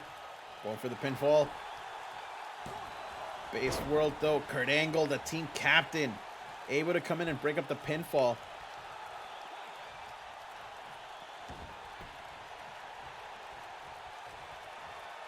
Now Gargano going for it again. Another super kick from the corner. Going for the pinfall once again, but is the team captain going to be able to get in on time? 1, 2, and Kurt Angle again able to break up that pinfall. I was up to like, what did it say? Wait, hold on. Oh, tagged the wrong person. Got it. 7 minutes to go. Triple H going to the corner, looking for attack, and now the team captain is in. Kurt Angle is in.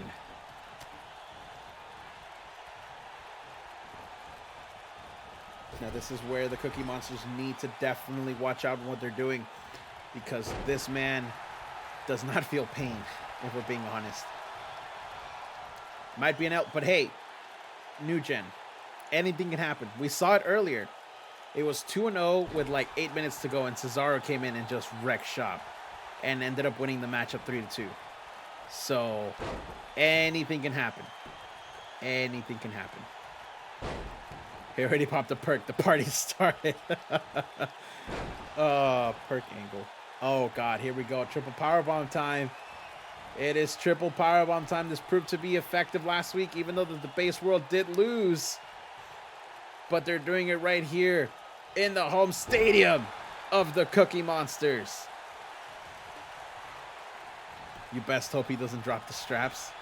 Oh, Danielson running interference, though. Is that going to be Gargano? Oh, that is such a huge hit for the Cookie Monsters, as now Base World is up 2-0.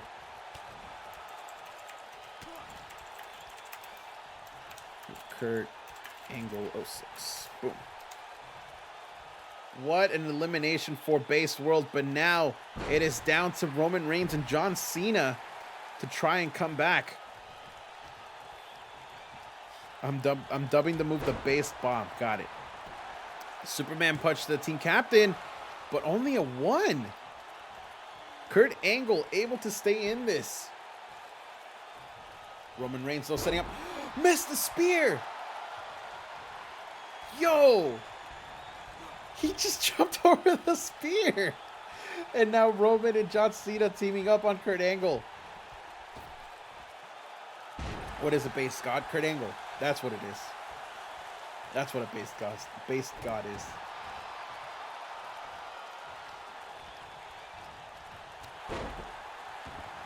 You already know. Yeah, see, there it is. Kurt Angle should have dropped the straps if they're avoiding the spear. He should have. That would have been so dope. John Cena with the back body drop, though. 4.5 minutes to go. And don't forget, anything can happen, y'all. We have literally seen eliminations happen within 2 minutes of each other. So this match is not over. This match is not far from it. 5-knuckle shuffle there from John Cena. Drops the fist. But is he going to go for the AA or the STF? Flips over Kurt. Goes after the arm.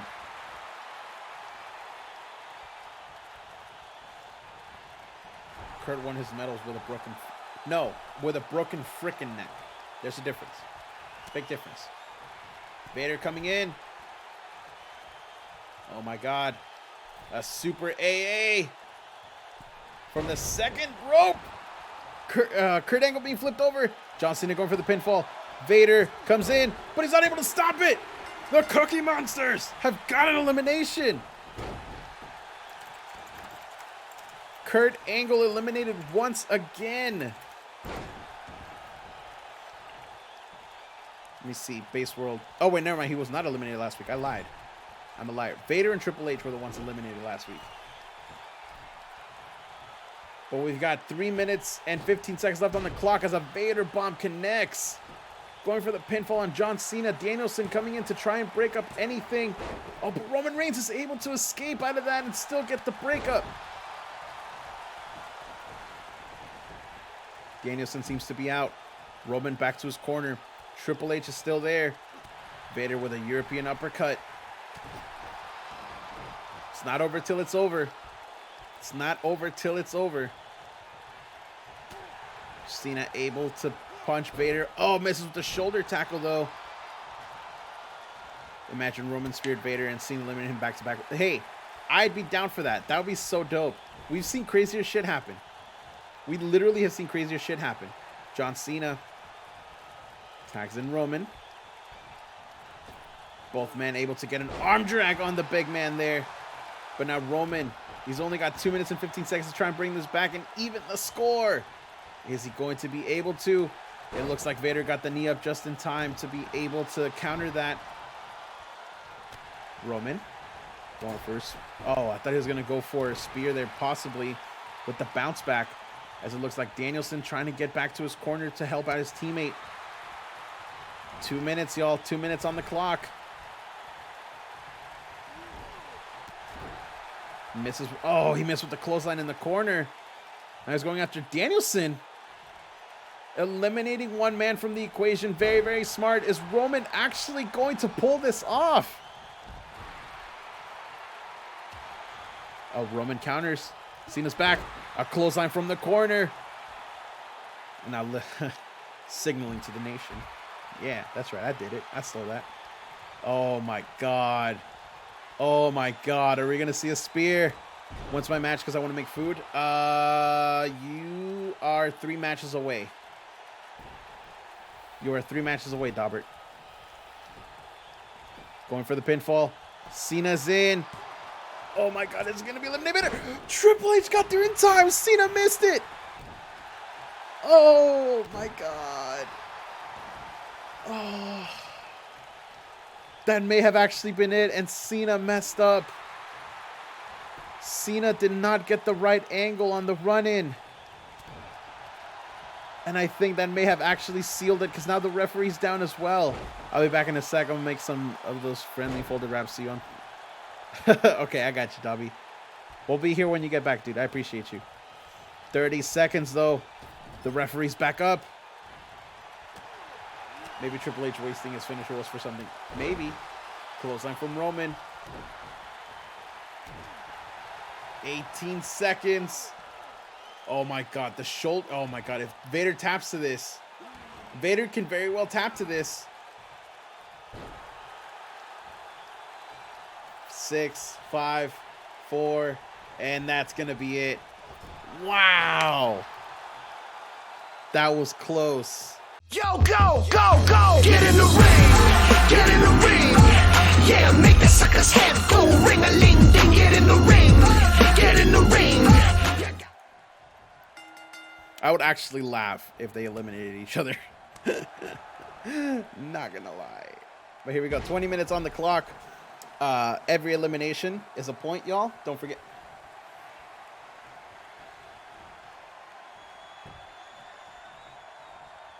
We're starting with this? Really, Seth? Really? Is this how we're doing things? That ring will be red by the end of the match. Possibly. But look at that. Ric Flair. What a pro. Coming in.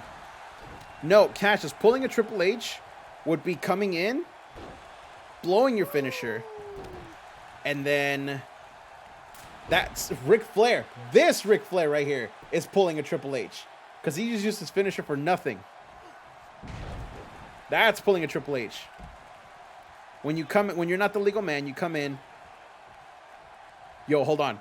Is the ref about to DQ Ric Flair? Okay, good. Whoo! I was about to say. Whoo!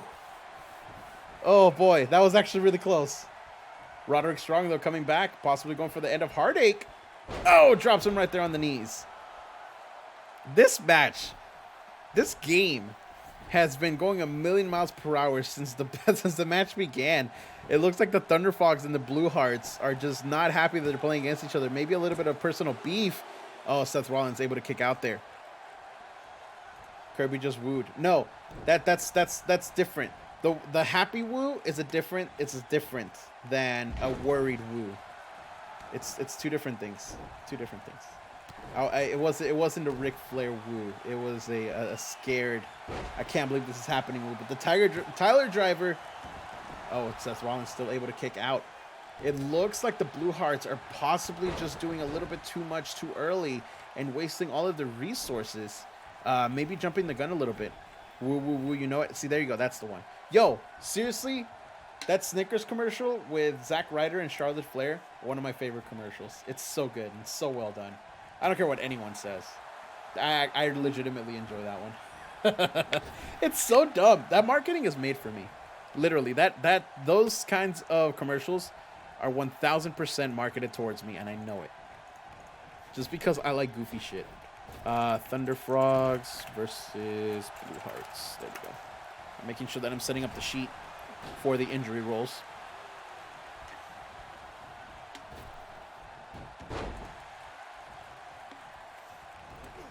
Kevin Owens. Someone that I was actually surprised didn't get picked up until later in the draft. Just goes to show how much I know about drafting a successful team in the WSSL. Both Kevin Owens underperformed last week. It was a bit unfortunate. Glitch, okay. Pop-up powerbomb, though. Maybe this is the opening that they needed for Kevin Owens to get an elimination for the Thunderhearts, but no. Or the Thunder Frogs. Yo, these two teams together, I just realized, they're literally Jack Thunderheart. This is the Jack match. We're going to call it that. This is the Jack match. The Thunder Frogs and the Blue Hearts combined, it is one Jack Thunderheart. But as I say that, it looks like Seth Rollins is getting back in control of this matchup. Now, Seth Rollins is the team captain for the Thunder Frogs. So that is something to definitely keep in mind as he's trying to lead his team to victory. As we saw a crushing defeat last week when the Thunder Frogs went up against Pure Gold. Eric Rowan just completely went ham on that team and got 2 eliminations. Whereas the Thunder Frogs got one by Braun Strowman at the last second, but it wasn't enough. If they had more time on the clock, it could have definitely ended differently. But, you know, definitely Pure Gold was a team that not a lot of people thought were going to see succeed. And they've just shocked the world.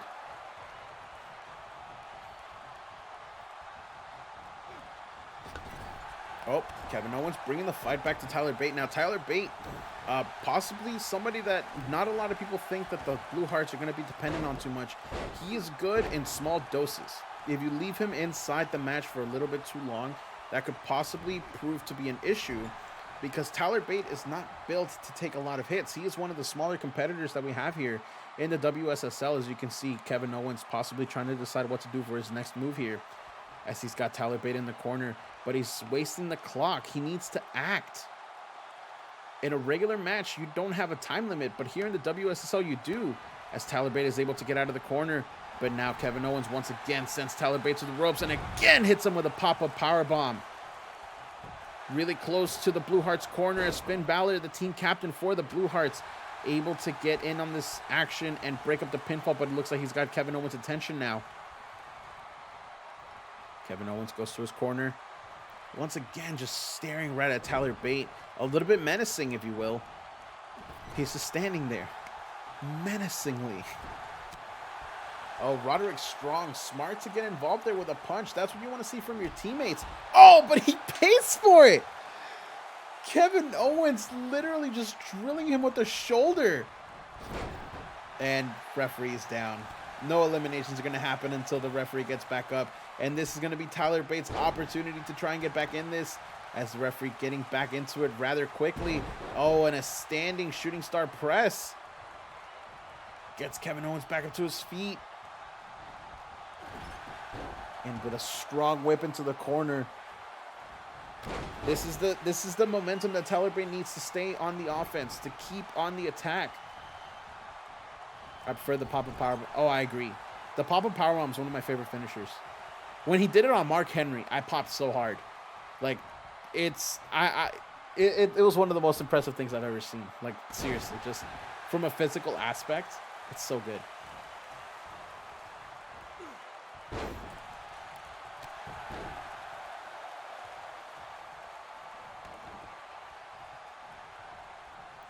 Oh, now Ric Flair here. He got caught with the kick to the gut as now Kevin Owens plating CWLUniverse scenario and JW gave me a match code. Alexander versus Connor Gates. I'm never going to get over that. Jake knows I love him, but I'm sad that I lost all that. I really wanted Owens to beat Oh, okay. Funny story, Renegade. I've got a story for you, my dude. So back then, I was big into NXT. I loved NXT. That's my favorite time back then. I was also big into the U.S. Open Challenge. I thought that was one. I think that was one of my favorite Cena stories, aside from his initial U.S. title run and some of his WWE Championship matches. Um, but the moment that Kevin Owens came up to the main roster for that feud was around the time for my birthday. So I had no idea what I wanted to do for my birthday, and I kind of had like $100 to spend for myself, and um, and I was like, okay, Kevin Owens came up. He's gonna be at Elimination Chamber in El Paso, which is like 5 hours from where I live. So I was like, you know what? I'm gonna go, and I spent money for me and my sister to go. I bought us our tickets. I paid for our gas and everything, and it was 2 weeks before my birthday. And then the event was 2 weeks after my birthday. So I literally bought that for myself for a birthday present, because I had, at that time, I had also not seen an Elimination Chamber match live. So that was one of the things on my bucket list as a fan, to go watch live. And I was there in the arena when Kevin Owens beat John Cena clean at Elimination Chamber. And I remember this because during the whole match, I was literally on my feet, and I was so happy that there was nobody behind me, because it was just a gigantic wall where the next level was up higher. So I literally got to stand up the whole match, and I was so nervous, and I got so enthralled into everything that happened. But that was one of the matches I actually got to see live, and I bought the black, white, and red Fight Owens Fight shirt, and that's still one of my favorite memories, because me and my sister got to go to that event. And I literally just made a day out of it, because it was 4 hour or 4.5 hours, 4.5, 5 hours to get there, and then 4.5 and 5 hours to come back and everything. No, John Cena beat Kevin Owens at Money in the Bank. I clearly remember this. Because dude, trust me, I very, very hard. I remember a lot of stuff, because my brain is like 90% wrestling and like 10% everything else. But yeah, no, Kevin Owens beat Cena at actually, Money in the Bank was the third match, which was for the U.S. title, I'm pretty sure, where I believe Kevin Owens should have won, but again, not my company. So, how was gas and the tickets only $100? Because it was a house show first, and I mean, tickets can be as cheap as $20. So, I'm pretty sure if I still had the network, I could show you guys where I was sitting, because you can kind of see me. And you'll see the Kevin Owens shirt. But yeah, no, it was fun. It was really fun. Didn't you go to the Rumble? Not sure. I went to the one here in Houston, yes, last year. And I also went to the one in San Antonio like 4 years ago. The one for WrestleMania 33, I think. So it was 4 years ago. Yeah, so the one in San Antonio. Well, that was my first one. I got to do the 10 for Ty Dillinger, and that was fun. So that was really, really fun. And I popped hard. I have a video of that, I'm pretty sure. And then I got to see last year's. That was really fun. I did get to see Edge's return live. One of my best friends was with me that day, and he's a lapsed fan. He watches wrestling, or we used to watch wrestling a lot growing up. And by the way, Ric Flair's fighting Ric Flair. Look at that, fighting his inner demons. I don't know how to send from Steam to Discord or Google Docs. You can, if it's Google Docs, you just drag and drop Matt Jacob. But yeah, so one of my best friends was there with me, and he's a lapsed fan. I had heard rumors that Edge was probably going to come back, but I don't put any stock into rumors, because again, they're just rumors. And I knew that he had like been training and stuff, so I was like, I don't care. I'm just going to go in here and enjoy. And I never told him about any of that stuff. When Edge came back, him and I legitimately jumped. And you know when you can feel that emotion in you, when you like, you know when someone's gonna start crying? Dude, that was me and one of my best friends that day. Like, we were like freaking out. And oh man. Seeing that on the replay was amazing, even better. I predicted his return in 2010. Yeah, that one was an easy one to call. Because the story was there. So yeah, no, but still, I love Rumble returns. For everyone's safety, I hope one doesn't happen this year. But I wouldn't be opposed to one happening as long as people are safe. But again, not my company, so I don't know. But yeah, no, I was a very big fan of the event this year for the Royal Rumble, or last year for the Royal Rumble. Royal Rumble was one of my favorite events. So when I heard it was coming to Houston, I was like, hell yeah, I will be there. Yeah. Oh, the Royal Rumble and WrestleMania are the two events I will never miss live. I will never miss those live. Hey, Adam and Humphrey, thank you so much for that follow. I appreciate you. Thank you so much for stopping by.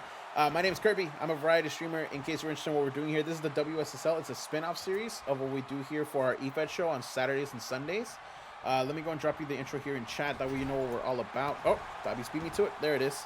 That's the video right there and the Discord if you'd like to join. Thank you so much for that follow.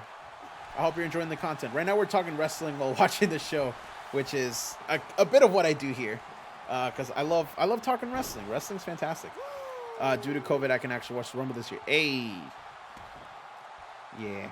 Oh, sorry. Drake, you stopped by early and I saw your name. I'm sorry, dude.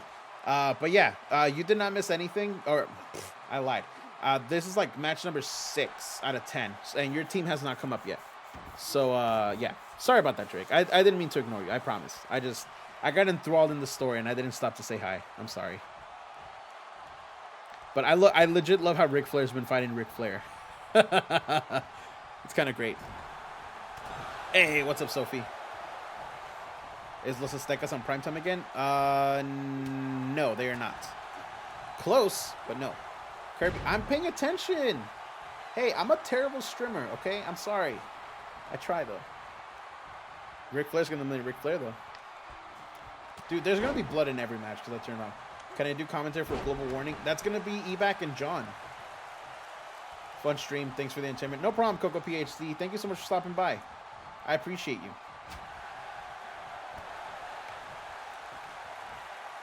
It's my birthday. Is it on your birthday? Is the event on your birthday or is the replay? John, yes, Spartacus. Fen. At least it's... Yo, Ric Flair eliminates Ric Flair. Hold on, I gotta figure out which one's which. Okay, that was 88. That was regular Ric Flair. That eliminated Ric Flair 88. Okay, so... What? This is madness. Hold on. Ric Flair eliminated by... Hold on. Ric Flair 88 eliminated by Ric Flair. And Ric Flair is on Team Thunder Frogs. Yes, Thunder Frogs. So Thunder Frogs get a point. Here, hold on. And he got another one! Ric Flair's just like, fuck your shit, dude. Oh my god. This is actually great. Ric Flair, that was Roderick Strong. Roderick Strong. Boom. Look at that. January 24th. Talk to Ebac, Sophie. Talk to Ebac. How many figure fours are we going to get? All of them, dude.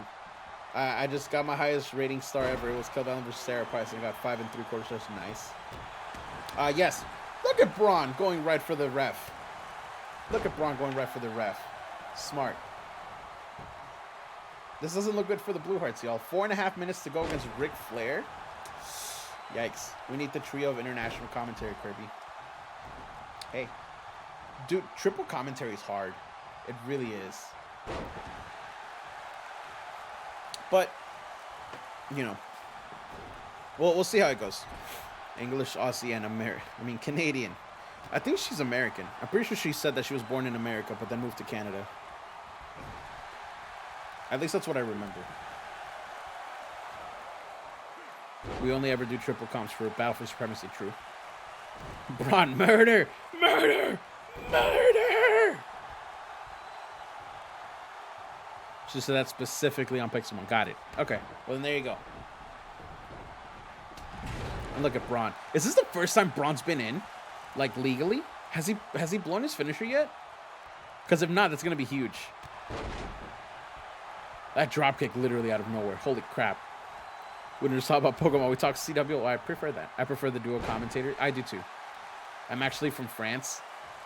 Is that true? Because if so, Pog. That's actually really cool if it's true. I just want to commentate once so I can scream, "Que bárbaro!" when something wild happens. Bro, I may actually add that to my repertoire. Thank you. No, that's the Falcon was a shoot. Oh. Well, that's cool. I didn't know that.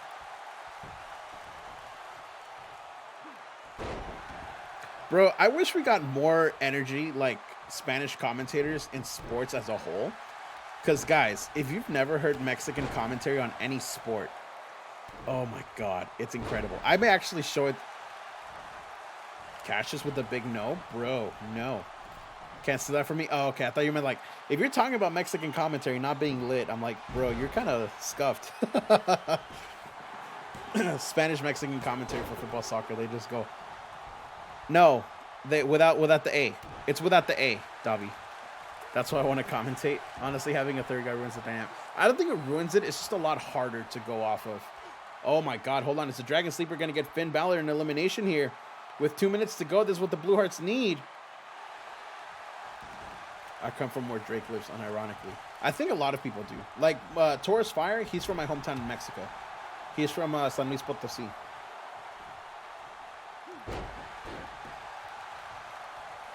I feel like every sport needs a Mexican. See, Charlie gets it. Every sport does need a Mexican soccer guy screaming. I'm gonna show you guys one of my favorite clips after this matchup, where it's Mexican commentators talking over American football. I think it was when the Eagles missed the field goal to get them into to continue in the playoffs. And oh my God, I love that dude's voice so much. If you've never heard it, it is incredible because he's so into it. And it's one of my favorite YouTube clips. It is straight up one of my favorite YouTube clips. 100% so much high power. They get you into it. Like, even if you don't know what they're saying, they get you into it. And it's fantastic. I wish I spoke better Spanish just so I could do stuff like that. Honestly, with my opportunity coming up for Reality of Wrestling to do commentary for them, I want to see if they would allow me to talk Spanish on there. And if I do well on my trial run, I kind of want to ask if I can speak Spanish on commentary. I like the Dos Equis most interesting man in the world voice. I do like them too. Remember Juju's 97 touchdown like 2 years ago? I actually didn't see that on Spanish, but I would love to hear that. I may actually have to look it up. Or if you want to send it to me on Discord, I'd love to listen to that. Because Mexican commentary on almost anything is like my favorite thing. Well, guys, it looks like this might be over. With 25 seconds to go and the Thunder Frogs up 2, I don't see how they are able to come back from this. And the Thunder Frogs may have actually just taken this matchup. So, if you guys want me to pull up that football clip, type a 1 in chat.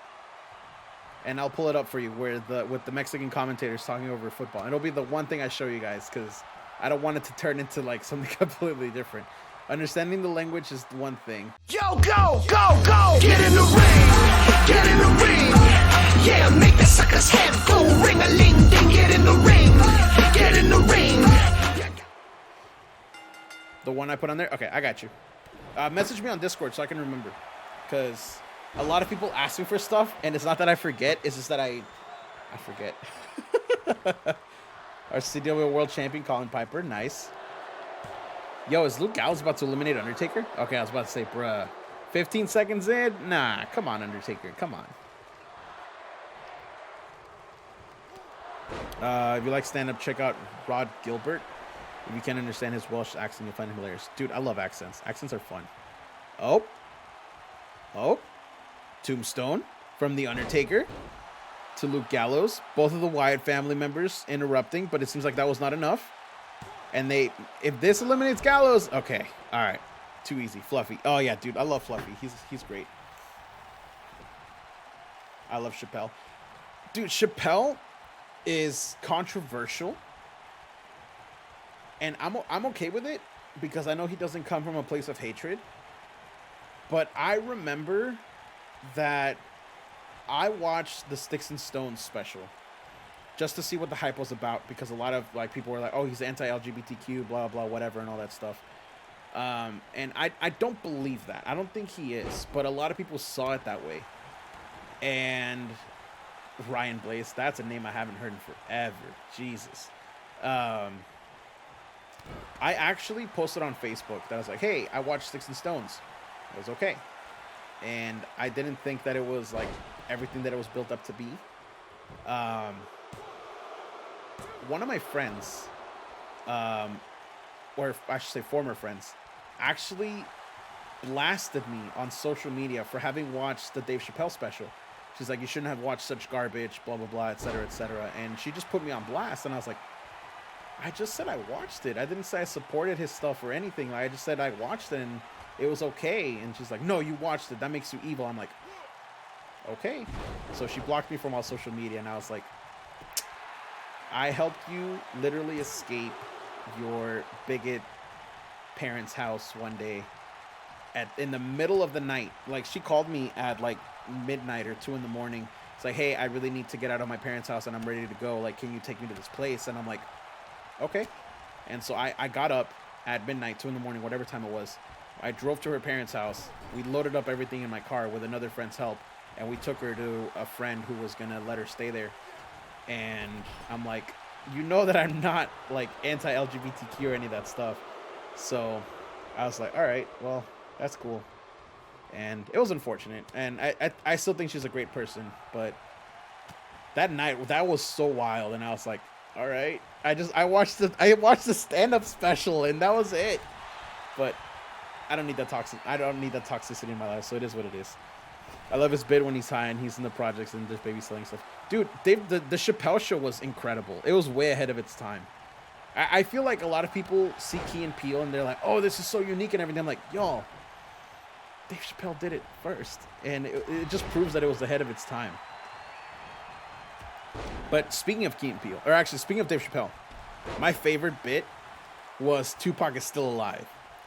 That was by far my favorite bit, and I still watch it from time to time because it's so good.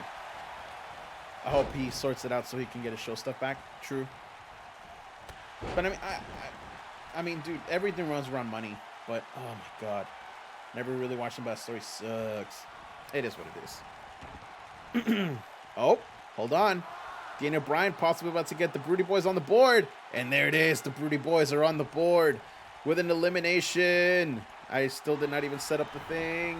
There we go. It is Broody Boys versus Pure Gold. Drake, it's not looking good for you, my dude. Daniel Bryan 14. Eliminated Luke Gallows. Boom. They would never let him do stuff he did back then. It wouldn't be the same. On national TV, no. On Netflix, absolutely. Or, you know, YouTube. You know that Yes Log is like the most powerful submission in the game, right? Probably. That's why Daniel Bryan is such a sought-after commodity that almost every team has a Daniel Bryan. I think all the Daniel Bryans are taken. The key is to not be a hateful prick about it. Yeah, facts. And that's the thing. Like, you can like whatever you like, and you can put out whatever content you want. Just don't be hateful about it. Like, it's... When it comes to stand-up comedy, you know, people are like, oh, you need to grow tough skins. Like, no, you shouldn't have to, because everyone's going to have a different reaction to stuff. But do stuff for a joke if it's actually a joke. Don't be like, oh, I have this transphobe story, blah, blah, blah, blah, blah, blah, and then be a fucking dick about it when you're off the stage. Like, you shouldn't have to grow tough skin to enjoy comedy. Everyone's going to have different things that they find hilarious, and that's okay. Like, my favorite bit from that whole story was that he was like, you know, the LGBTQ plus community, like, how many more letters are they going to find? I thought that was a funny comment, but I'm not against it. Like, people can like what they like, and that's just it. Like, just, you like what you like, that's cool. It doesn't affect me in any way, and it is what it is. Like, recently, I've never actually, like, said this, like, publicly outside of the Discord and stuff, but recently I found out that I'm not straight. I'm not, and that's cool. And it took me a long time to actually get there, and I'm comfortable with that stuff now. And it is what it is. I'm not hateful about it. It hasn't changed my life. It hasn't changed who I am at all. And just people like what they like. That's fine. James the Caster has a great bit about transphobic comedy. Ooh, I may actually want to watch that. He started making a head-up breakdown on a petite guy. You need to send me that. Just watched the Rob Williams golf, but it was very good. Nice. I need to watch that. If somebody can send me that on Discord. I made the doc. Awesome. One of his best stuff. He was one of the one how golf was invented too. I need to watch this stuff. I know Robin Williams was a fantastic stand-up comic. I do need to watch more of his stand-up stuff. I'm probably not gonna get to watch it today because I'm actually like very busy after this. But yeah, that's a new DM in case you catch me. I saw it earlier, New Gen. Don't worry. And like I said, I don't look at my Discord unless it's like for a call for like, you know, stuff like this or important stuff like emergency stuff. Oh my God, Rowan going ham again, trying to get an elimination, but the Broody boys doing the smart thing. Oh, but still not able to get an elimination. You know, Rowan was the MVP last week for Pure Gold. We're gonna see if he's able to pull it off again. Making sure you got me. No worries, New Gen. If I don't answer here, it's because I'm trying to read chat. But I promise you, I do read like 95% of what comes through chat. I definitely do.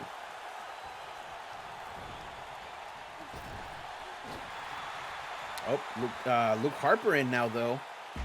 Talk about a dream match. Undertaker gets right back up after that power slam. Gets the clothesline. 12 minutes to go. The Broody boys are up. And it looks like the Undertaker is probably setting up for something big here. A tombstone pile driver, perhaps. And he does it in the right corner as he's right there with his team. Rowan trying to get involved. He did get the referee's attention. Maybe gave Luke Harper enough time to be able to still kick out of this. 1, 2, and Harper kicks out right before the 3. 12 minutes still to go. This is anybody's game. Oh, and a kick to the face there to Undertaker. Luke Harper getting back into this, trying to get the momentum back for Pure Gold, but it looks like it was not meant to be so far.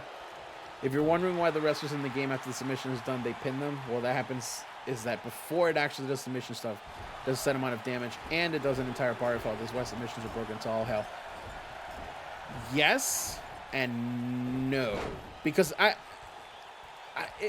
the AI is weird, because sometimes I don't even have squash matches turned on, and then the AI loses in like 2 minutes, and then other times they have like 15-20 minute bangers where they keep kicking out of finishers, and then they keep escaping submissions. So I see from an outside standpoint why they're broken and why they do win a lot of matches, but the AI always acts differently. That's why I don't look into the whole banning the pinfall into the submission move and stuff. But I mean, I've ran this show for 4 years, and I've seen crazy things happen. So I'm going off of the test that we've done personally on our end, and just the evolution of the show as a whole. But I do see where people come from when they say that stuff's broken, and I don't disagree with it. I had to turn off reversals for weapons because it's becoming too much. You can actually lower that. I have them set to a little bit lower than regular reversals and stuff. But I can see why those are annoying for sure. I really do. JOW has decided match of the year. Sorry, sure, hit me with it. Halfway point in this matchup. 10 minutes left to go here. Luke Harper looking for something big against Sami Zayn, who is already bleeding, by the way, in case you missed it. And a big lariat. This could be an elimination for Pure Gold. But no, Sami Zayn able to kick out still.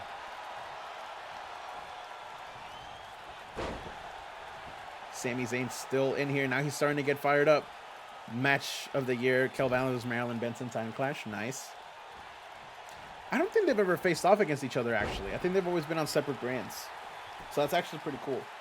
Where's my phone? Company of the year, CWL, duh. Of course. We always are.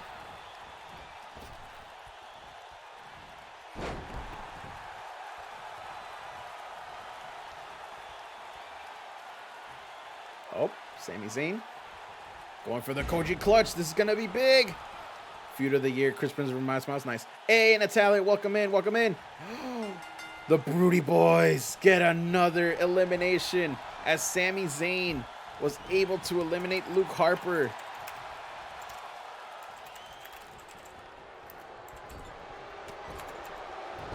Dang.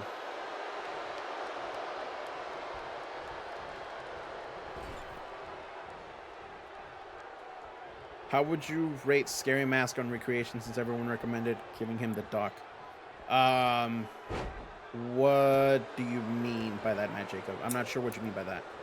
Wrestler of the year, Chris Princess. Oh, dude. Chris Princess is a freaking gem. Is Gritarian in this mode? He should be. He should be. Oh, never mind then.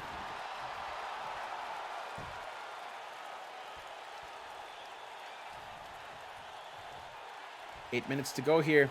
Broody Boys are up 2. Graves porting is amazing. Yeah, he's phenomenal. Yo. Big kick right there by by Carl Anderson. There we go. The machine gun is here. I've never seen that taunt before. Tire of the Year CW Hardcore title. The one title we don't actually have.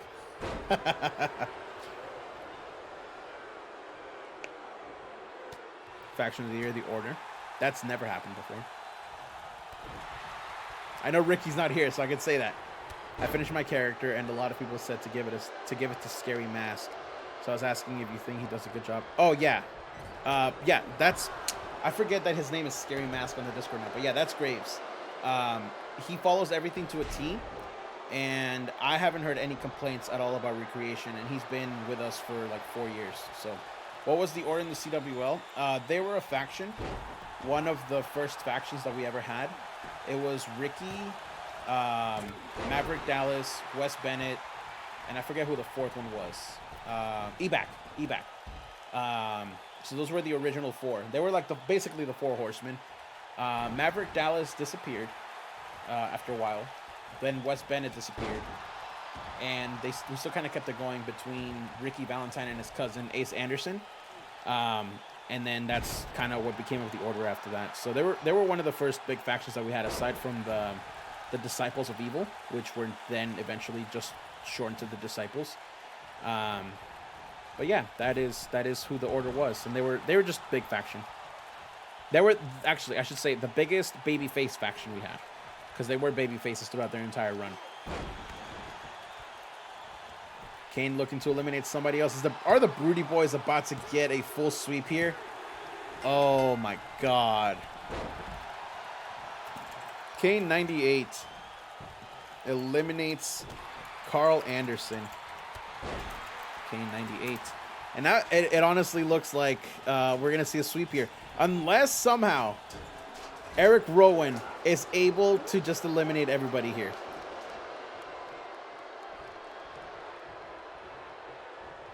Hello, wife.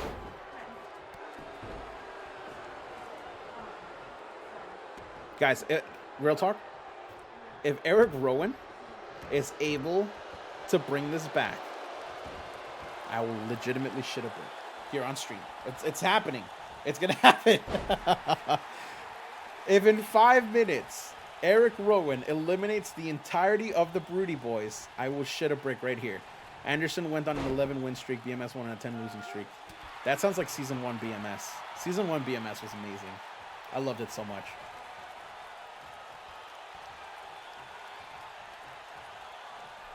Undertaker going for old school here. Sorry, Drake.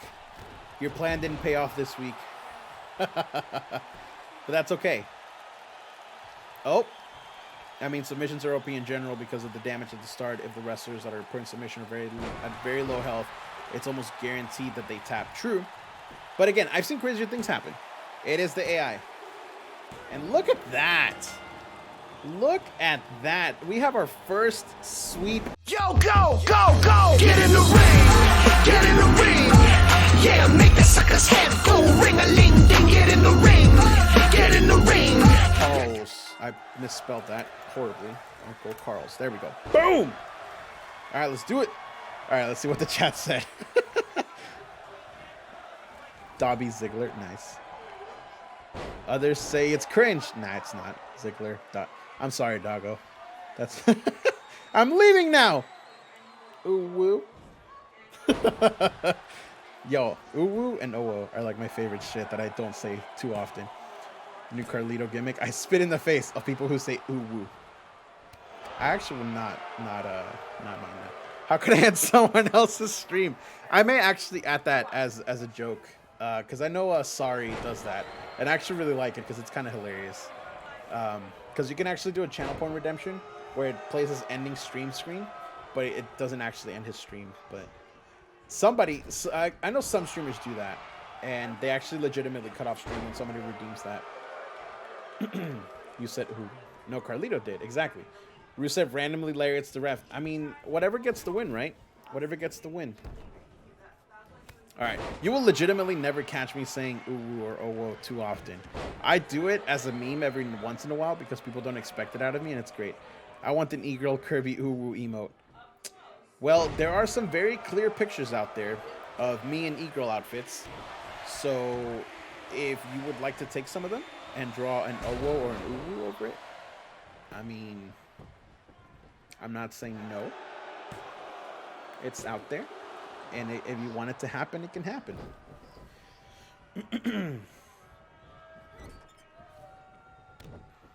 But hey, in the meantime, we've got 18 minutes still left on the clock here. There are 2 minutes so far expired on the clock. This is match number 8 out of 10. So after this, we got 2 more matches left. 2 more matches left, y'all. And it's going to be some exciting action here. So far, it's been a fantastic week for WSSL. There's been 2 overtimes, and one of them literally came up out of nowhere at the last second, which was actually pretty dope. Not gonna lie, it was pretty sick. Hello, doggos. They are hungry, boys. They are hungry for dinner. I don't know if you guys heard my wife or not, but since I don't have the filter on, I'm pretty sure you guys heard her, which is okay. It's okay. I may actually, I'm not gonna say this too loud. I may actually be getting a streaming room soon. So I'm very excited because then I actually get to be loud with no filter. They actually just went over there to go eat, so that is where they are currently at. I just booked a 105-man battle royal in JOW between all the people on the roster. That sounds amazing. I don't know how 105 people are gonna fit inside a ring, but that actually sounds pretty hype. Yay for Cedric. Yeah, dude, Cedric Alexander's a gem. And I know why you said that, because he came in and interrupted the pinfall there. But we still got a lot of time here. Still a whole lot of time left for the action. Who won? Oh, the 105-man battle royal? I actually do want to ask the same question, Ramirez. I actually do want to ask the same question. Me and Jacob both agreed that he'd be the hidden gem for me this season. In what? In CWL? Because I do enjoy the Zanderson character. Zanderson's fun. Oh, for WSSL. Gotcha. Oh, Cedric. Okay, now I know what you mean. Now I know what you mean. Oh, Rowan. It's got up. The choke slam connects. Dolph Ziggler in a whole lot of trouble, but Rowan needs to get him away from this corner. Dolph Ziggler flips it over, able to kick him off. JOW predicts Maverick Dallas will win. Hey, Maverick Dallas actually has one of the best records in CWL as a whole. He really does. If you go to the alumni page, you can see his record on there. And he's actually, like, if Maverick Dallas ever comes back, he's going to get, like, an immediate main event push because the dude deserved it. He was actually he had one of the best characters. I forgot Rowan and Harper were still a team in this game. Yep. The Bludgeon Brothers. Facts. That is what they do. I like how we saw the other version of the same people in the last match. Yep. Just win until they go against each other. That's going to be the fun part, because then probably both teams are going to play them. Unless free agency changes it for them. But yeah. And now Cedric Alexander. Oh, okay. An interesting dive to the outside. Now Rowan continuing the fight on the outside. It's got Cedric Alexander up, and Cedric able to change the momentum, able to shift his weight a little bit to get a bit of a powerbomb roll-up there. Now Cedric Alexander showing his speed here against Rowan.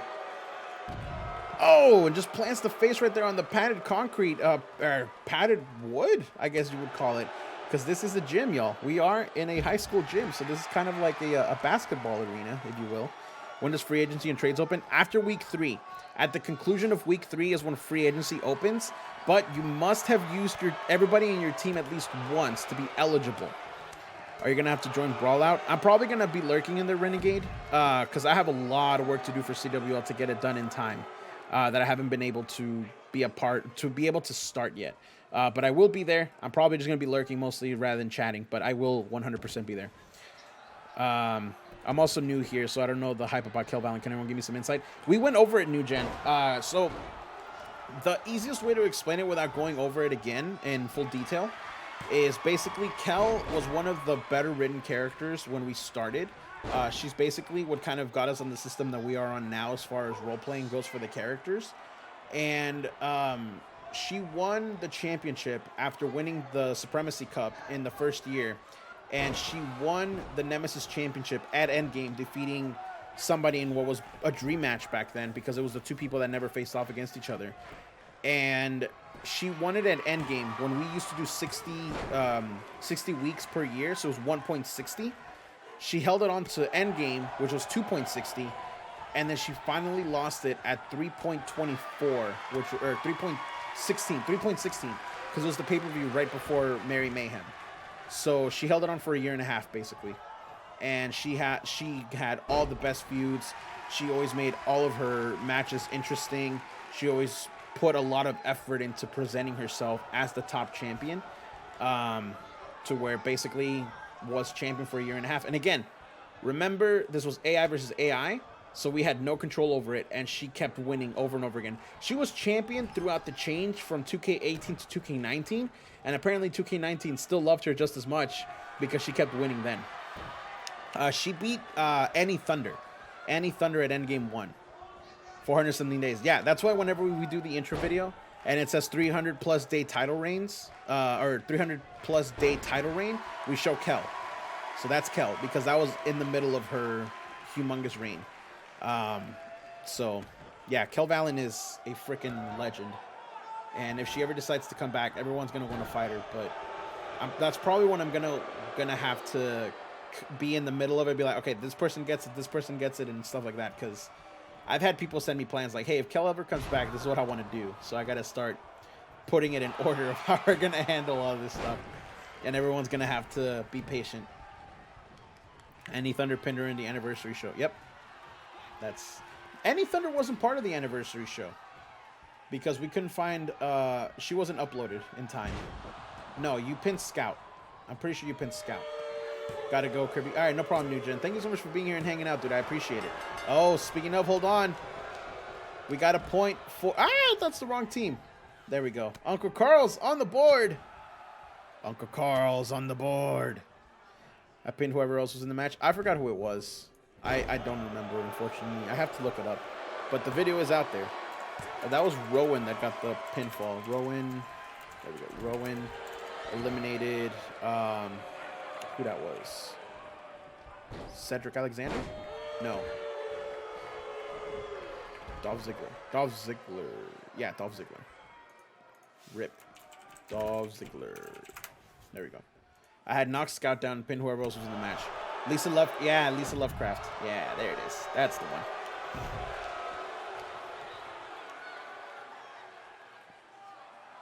Was it a triple threat match? Because I remember I pulled one person from each season that was making a move. I think I'm about to do my first promo. Do I do it in Genesis? Yes. That is where you'll start. So anytime you want to drop a promo in there, feel free. I do book according to that channel. But the one thing we do ask for is patience. As far as when your first booking will be. We have a pipeline of people that are trying to get into the show that have to be recreated. So usually it takes at least 2 weeks. Sometimes it is faster than that, but sometimes it is 3 weeks, especially with the time that you submitted it.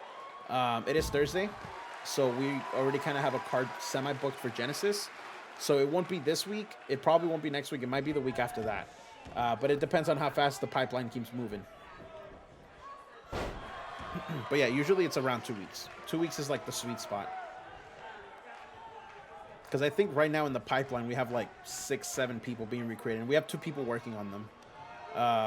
So we do try and get through everybody as fast as possible to make sure that they're on the show as perfect as possible. Because we do put a lot of effort into making sure that your characters are made exactly to your liking and to your description.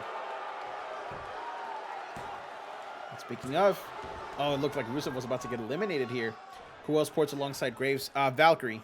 Valkyrie started to help out with that, which I'm incredibly appreciative of, because Valkyrie just started like 2-3 months ago. So the fact that they're choosing to help out is amazing, and I couldn't be more appreciative of the hard work that they're doing for us. Because I know porting's hard. I had to port so many people over when we first started. So when people were like telling me that they wanted help with ports. I'm like, thank God. Now I have like so much stuff to do aside from just ports. I couldn't imagine having to do ports and then having to do the full show that we do, like what we do and everything. It's nuts. So everybody that helps with the show, I'm like super appreciative, and it's crazy how far we've come from when we started. Because I ported everybody when we first started. Like everybody that was on Xbox, obviously, I downloaded. But then everybody else that came after that, I had to port everybody. And I told them, like, and be as detailed as you want, and send me everybody. Hey, look at that, Rusev. Rusev is just a monster. Rusev is just a monster. Who was the first port you remember doing? Ebac. I'm the new Drake and Kirby. Nah, dude. Nah. Remember what happened with the Panthers? The Panthers started 0-3, I'm pretty sure. And then they went on a fucking tear, and then they won the whole league. So, you never know. You never know. Also, we got decimated from the get-go. What's up? Because my mom, I told her we were having pizza. Yeah? So, tell her you're a basic bitch. I'm a basic bitch. Yeah, he's a basic bitch. Because she said, okay, what's yours? And I told her mine, and she goes, what's Kirby eating? And I said, oh, he's the basic of all basic bitches. He just has the cheese and pepperoni. Basic. Like, it's like a white girl goes to pumpkin spice. I mean, hold on. I have a question. You know I like mushrooms on my pizza too, right? That's not basic. It kind of is. Dobby says hi, by the way. Hi, Dobby. So, funny story about yes, Tony, I am basic. I'm fully admitting I am very picky with what I eat. So I'm okay with that. I'm willing to admit that. But it is because I also have a Mexican palate where literally everything is meat and sauce. Basically. Put every topping you can on the pizza. Well, they're frozen pizzas. They're not like fancy pizzas that you can like order from places and stuff, so he gets at least one doof. Yo, hold on. Cedric Alexander possibly about to bring it back. Edge coming in. Rowan is down. Ref is right there. 2. Yo, that's big. It's the Dobert Stone brand about to start coming back. Cedric Alexander, the GOAT. I'm just going to put Cedric Alex. Yo, that's big. But hold on. Harper about to get back in on this. A discus lariat. That could have actually just put Alexander away. Edge missed. But Cedric Alexander still able to get out of that. I can tell you Cedric would come in clutch here. Facts. Put tinier frozen pizzas on the frozen pizzas. Yo, that's a smart idea. I like that idea. Now Cedric Alexander here. Now, is this going to be able to be a comeback? Because we got 5.5 minutes still left to go in this matchup. And we see Rowan already showing the signs of war there with the blood on his face. Cedric Alexander not able to lift up Luke Harper. Luke Harper easily just does a crumbing blow to the back. But Cedric able to use his speed. Oh, he missed. Rowan miss. But Luke Harper just sends Alexander flying. Edge looking for a tag. Cedric Alexander again using his speed. But nope. Harper catches him. And a big Falcon Arrow there. Goes straight into the pinfall. Edge comes in a little bit slow to the draw. But Alexander still able to kick out. Harper almost grabbed Ultimate Warrior there. Has Ultimate Warrior come into this match legally yet? I don't believe so. I don't believe so. Now Harper. Oh, Alexander able to kick him away. As now Alexander plants him down. Definitely the corner where he wants to be at. Referee in position. 1, 2. Oh, kick out before the 2. Harper still showing that he's got it. Oh, but hold on. I think we're going to see another lumbar check here. Warrior started. Got it. Lumbar check to Luke Harper. Cedric Alexander into the pinfall. Rowan is still tired on the corner. Ultimate Warrior not coming in. But Luke Harper able to kick out. This match remains 2-1 in Uncle Carl's favor. As now we see Edge coming in for the Dobert Stone brand. But it looks like Edge is probably going to try and put the final statement here with the spear. Rowan getting the referee's attention. Ultimate Warrior not coming in, but that's giving Luke Harper a lot of time here to be able to come back. 1, 2, but Harper able to kick out right before the 3. It's still not over, as everything on Uncle Carl's team is going the exact way that they wanted to. And now Edge dropping the knee on Luke Harper's abdomen. Lifts him up once again.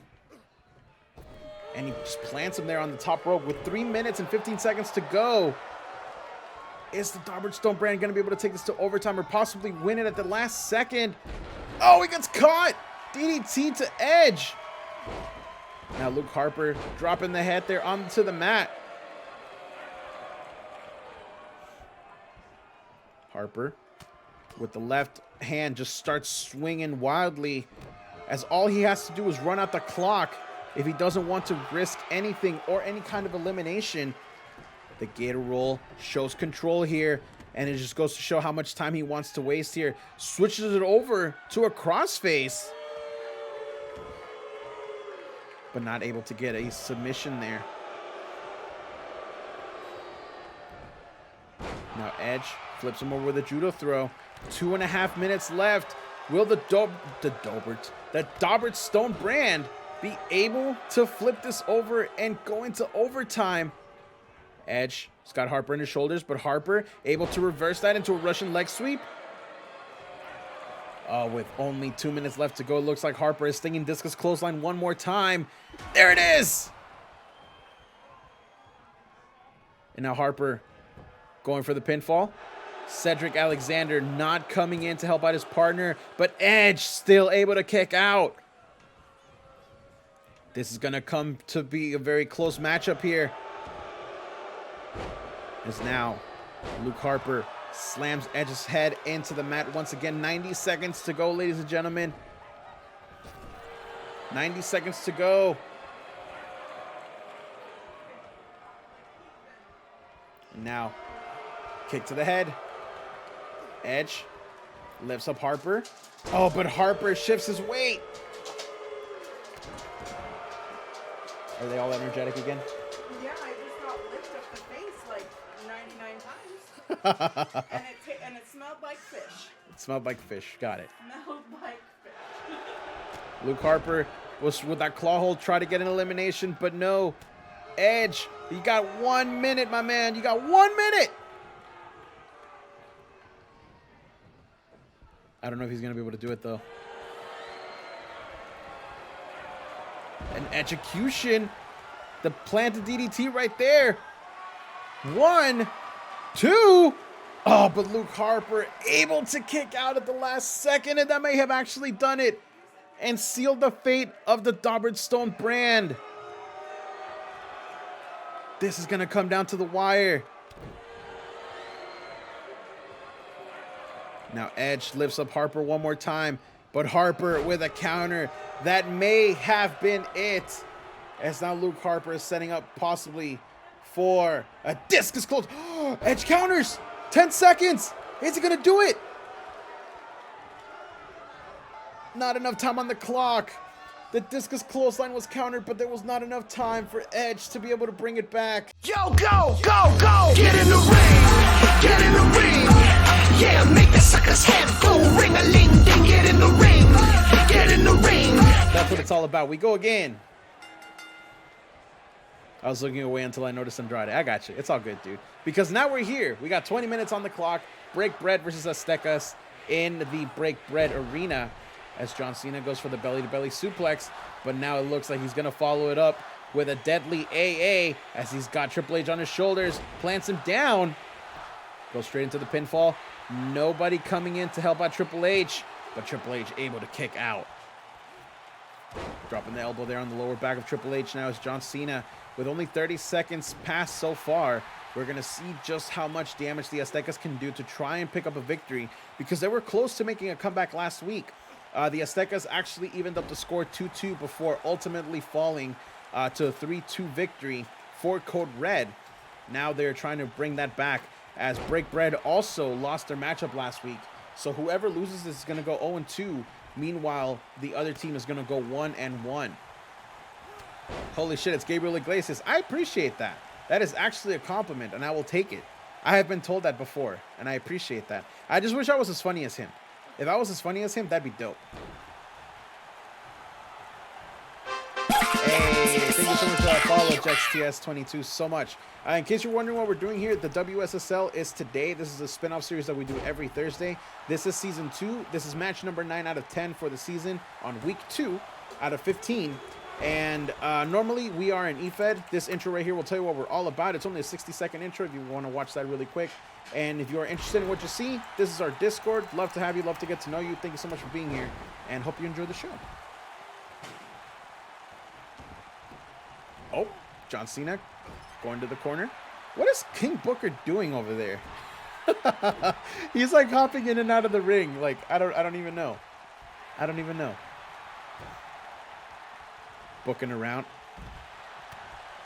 Okay, so real talk. I don't say this often, but it's actually one of my favorite things. I've done my promo introducing my character. Phenomenal, dude. I'll make sure to go read it because I read everything in promos. Everything. I love it. For one of the funniest things that I've thought about while working for Reality of Wrestling is the fact that Booker T is the booker for Reality of Wrestling. Like, that is the dumbest thing ever. But I absolutely love it just because of how ridiculous it sounds. But it's facts. Like, he's the booker for the show. So, you know, like, his name's Booker. He is the booker. And that's just how we book things at Reality Wrestling. I'm easy to make laugh. I really am. I'm so dumb. Hold on. Lasso from El Paso. Is Eddie going to get the tap out here on John Cena? Is he going to put the Aztecas up? John Cena trying to hold on. Oh, and he escapes out of it. That would have been 1 point for the Aztecas, but instead, John Cena was able to escape. As now the Aztecas are bringing the heat here. Some would say the Latino heat. 8. Oh, beautiful bridging German suplex right there by Eddie Guerrero.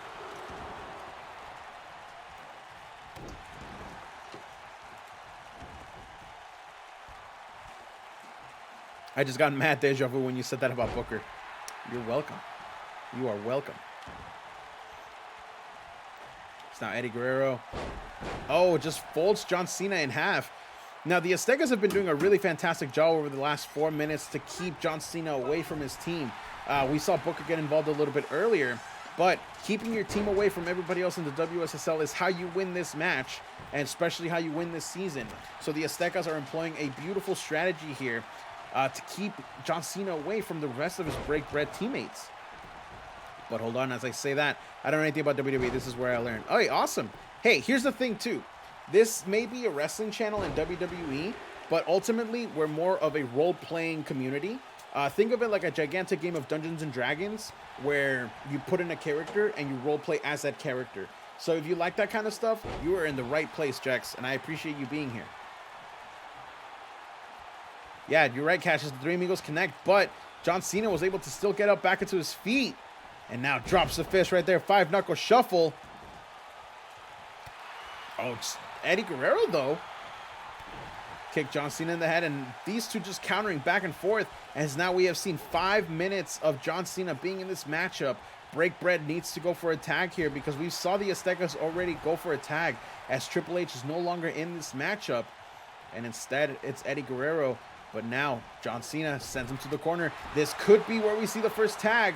Eddie Guerrero was able to get out of it fast enough, though. And now Enziguri head scissors. Interesting maneuver there. It twisted it up just a little bit. Oh, but John Cena finally able to get the tag there. As now we see Randy Orton come in like a house on fire. Kirby, do you know about the app called Reroll? It's an app where you can create your own D&D characters. I think that's how a lot of people started doing it. Cute little 8-bit art. Nice. Actually sounds cool. You made Criterion that? Nice. I feel like that's how we're going to do our jobbers in the future if we do more shows. Oh, Randy Orton there with an RKO to Eddie Guerrero, but no.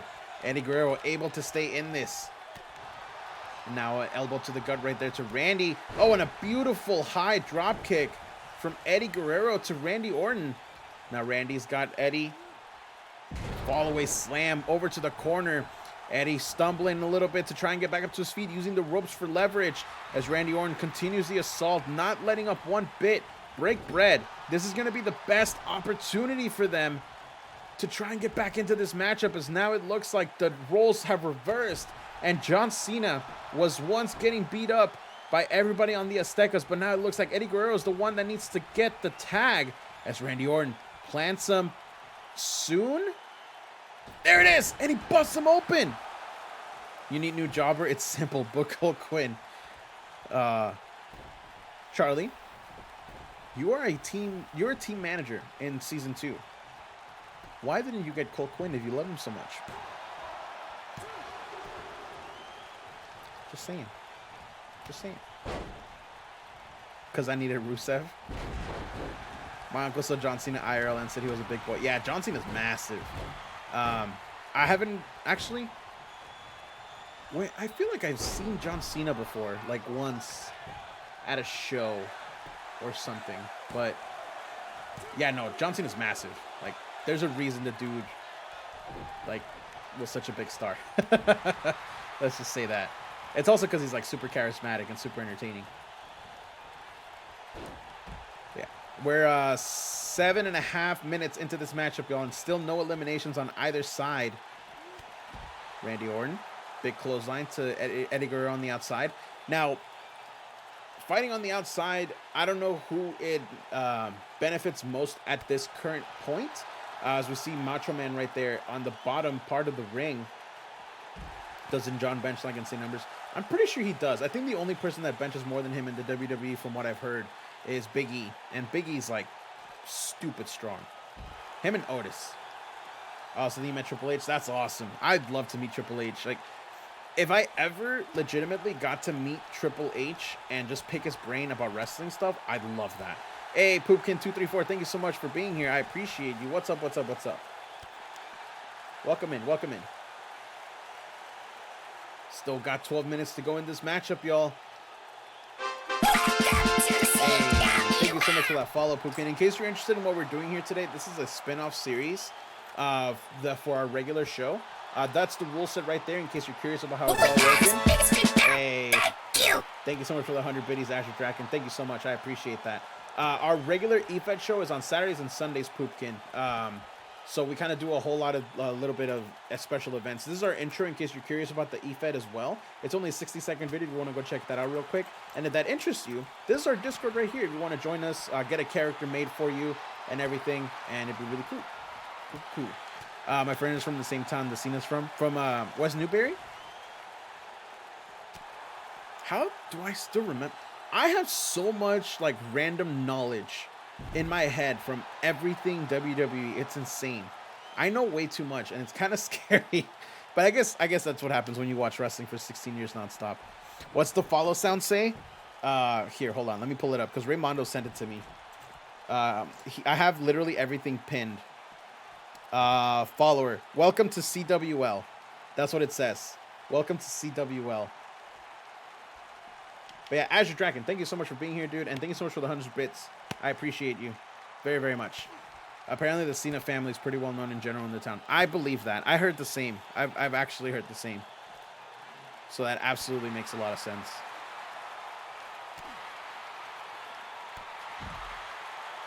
Now we've got 10 minutes and 15 seconds left in this matchup, y'all. Both men are still fighting on the outside. We haven't seen Rey Mysterio or Macho Man come in. You know, I like showing you the love. I know. I appreciate it, Draken. I really do. It's fantastic. We got 10 minutes. That means half the match is over and still no eliminations for either side. Now the tensions are only going to get bigger here as Eddie Guerrero sends Randy Orton to the inside, slides right back in. Oh, but he catches him with a kick to the gut there and now slams the head there into the mat. We haven't seen Sheamus. We haven't seen King Booker. A whole lot of finishers still on the board. One suplex. Oh, here we go. Here we go. Oh, that's two. Speaking of that, I don't think I have yet. ... Have I ever had you pick a number 1 through 15? I don't believe so.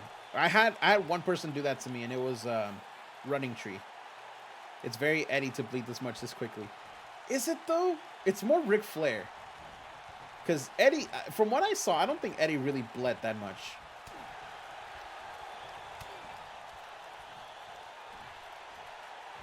Oh, pump handle backbreaker there. Pick a number 1 through 15. 7, because that's one of my favorite numbers. If I ever get a choice like that, it's always 7 or 17. And I don't like if it's like, oh, 1 to 100. Oh, 17. The JBL. Oh, yeah, dude. The JBL chair shot was nuts. Frog Splash. Is that going to be it for Randy Orton? Rey Mysterio gets John Cena. Oh. 7's my favorite number. Well, the only reason 7's my favorite number is because 17, I just take out the 1. I'm like, oh, 7. Duh. Everyone's like, oh, it's because it's a lucky number. It's like, nah. Oh my God, it's biggest thing there. Thank you. Azure Draken, 700 bits is insane, dude. I appreciate that. Thank you so much. Thank you so much. Thank you. Really. Raymondo can't say it enough. Thank you. I appreciate that. John Cena can bench 400 pounds. Yeah, he's a big dude. Very, very big dude. 42 is my favorite number. Is it because it's the answer to all of life's questions, Charlie? Is that why 42 is Please subscribe there, happy. 5 gifted subs? Bro, thank you so much. Holy crap. You didn't have to do that. You really didn't have to do that. You're insane, dude. Thank you so much. Jex 22, CT Bailey 421, Lovable Wolf, hey, nice. My wife, nice. And Voodoo Ush, enjoy those emotes, guys. Enjoy that tier 1 sub. Thank you so much, Azure Draken. I really do appreciate it. I really do appreciate it. It means a lot. That's how I can keep the lights on in my house. So thank you so much. I never have to. Wanting to is the question. Hey, it really does mean a lot. I really do mean it. I'm going to be in trouble. Don't get in trouble, bro. Don't get in trouble. Don't get in trouble. Answer to the ultimate question of life. Yeah, facts. That means a lot, Azure. Thank you so much. Truly. Oh my God. No elimination. Lovable got one. She's going to be mad at me. Hey, just tell her it was for a good cause. Tell her it was for my roof. Because that's literally what I'm putting all my Twitch money to. And if all goes well with everything that happened with the nation and stuff, and how much I'm averaging for Twitch so far, I may actually be able to pull it off on, if not next month, the month after. And I'm really excited that I'm finally going to be able to fix my roof. And I'm very excited. Yo, Break Bread picks up the first point here. Break Bread picks up the first point here. As Randy Orton eliminates Eddie Guerrero in a huge loss to the Aztecas. Yeah, so no, truly, Azure, I really do appreciate it. I really do. I feel powerful with this tier 1 sub. Good. Now you have a little Derek next to your name. You get our beautiful emotes. You get to spread the hype. And now you get a monthly message from me on your email. Break Bread, though, so far. With 5 minutes and 40 seconds to go, it is now crunch time for the Aztecas to try and bring this one back. Eddie kicked out of 3 RKOs, but the last one seemed to have done it, unfortunately. As now Rey Mysterio setting up King Booker in the ropes. Hits the ropes on the other side. A 619 connects. And now Rey Mysterio going up to the top rope. Randy Orton not going to let him up, though. He missed. The frog splash missed. And Rey Mysterio gets right back up. What? What? Rey Mysterio just said, fuck your shit. Oh, my God. You've got to be kidding me. Randy Orton now continuing the attack here. And he's the one that got the elimination here for Break Bread. I love that the ad does shit. Oh, dude, same. I agree. Same.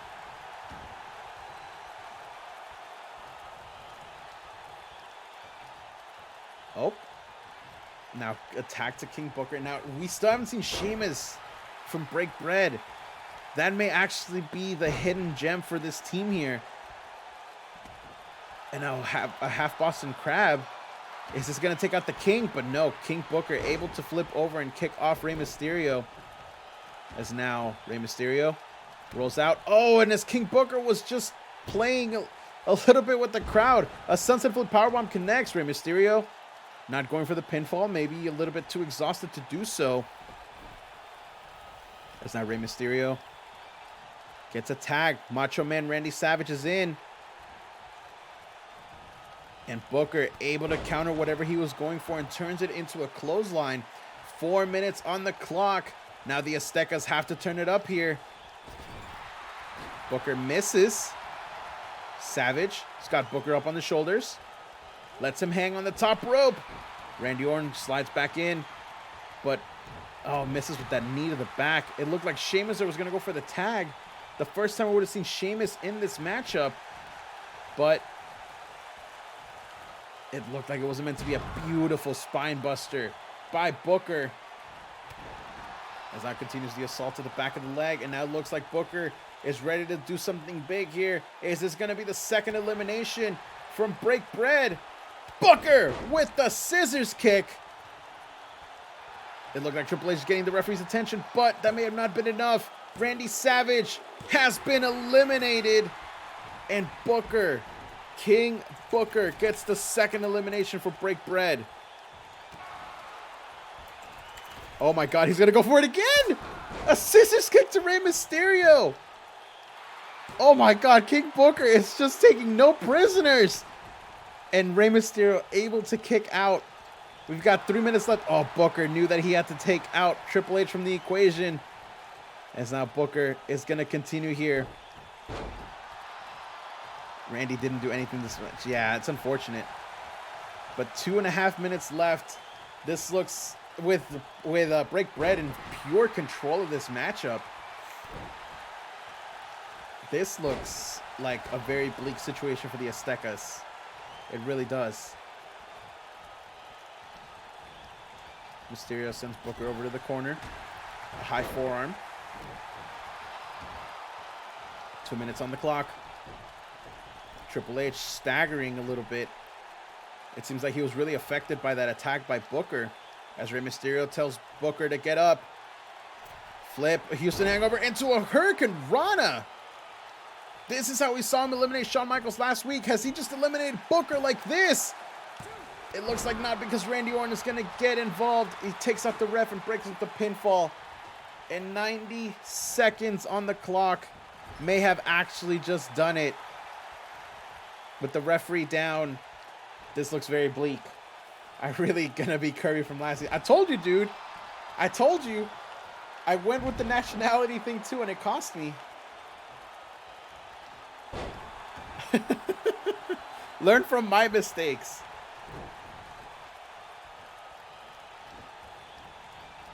And Break Bread didn't even have to bring out Sheamus, dude. I'm sorry.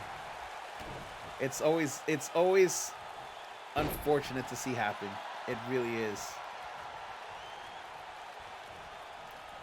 But with 50 seconds on the clock, this may be over. Unless some crazy shit happens. A crossbody there. Rey Mysterio needs to follow it up with a pinfall. Booker trying to go for the tag, but it's very far away from his team as he's using the ropes to try and get back up. Rey Mysterio sets him up on the ropes. Takes him outside, and that's going to be it. 30 seconds to the outside is going to be it. I think the secret is a combo of high numbers, tag teams, and a submission guy. Yeah, I agree. I agree. That's why Daddies gave up Savage to free agency last season. Yep. Oh, Booker gets the tag on John Cena. A shoulder tackle misses. But with 10 seconds, that's just not enough time to come back, y'all. Break Bread has won in their home arena 2-0 against the Aztecas. Congratulations to Break Bread. Yo, go, go, go! Get in the ring! Get in the ring! Yeah, make the sucker's head go ring-a-ling-ding! Get in the ring! Get in the ring! WSSL is fun. I agree. A lot of the CWL stream, it's hard not to watch from beginning to end. I appreciate that. Those are very kind words. Make sure you don't miss Genesis on Saturday. It's where your call will start in a few weeks. Facts. Because then you get to meet all the characters and everything. Because those are the people that you're going to be coming up with.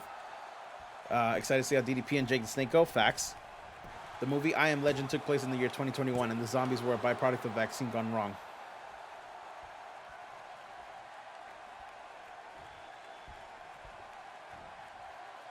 We're going to see how that goes, aren't we? I've actually never seen I Am Legend. It doesn't seem like my kind of movie. But I am also not a very big Will Smith fan. Don't come at me. I always get... I always... Like, people always come at me. It also had a poster for Batman vs. Superman in it. Dang. Hey, there we go. We're going to see the first triple powerbomb here for this matchup. I would like Will Smith more if he wasn't a Scientologist. I'm just not a fan of his, per se. I appreciate his hard work, and I do like him as an actor, but he's not one of my favorites. And he's one of those people with, like, AAA names that are like, if you don't like him, then your opinion's wrong. And I'm like, I always don't like that mentality of people. Like, people, that's the same reason I'm not a fan of Star Wars. He has good movie and bad movies. Just, yeah, exactly. I'm not a fan of Star Wars either for that very same reason, because growing up, everyone was like, oh, you're a nerd, but you've never watched Star Wars, then you're not a nerd. I'm like, fuck y'all. Like, people get on so high and mighty about fandoms and everything. Like, just let people enjoy what they like. And gatekeepers are dumb. True. Facts. He's too charismatic, makes him see fake. I don't know about that. See, like, here's the thing. I suffer, and I'm not trying to put myself over here. I'm really not. But what I've heard from people is that they feel that just because I'm sometimes too positive and I spread the word from some people more than others, they feel like I want something from them.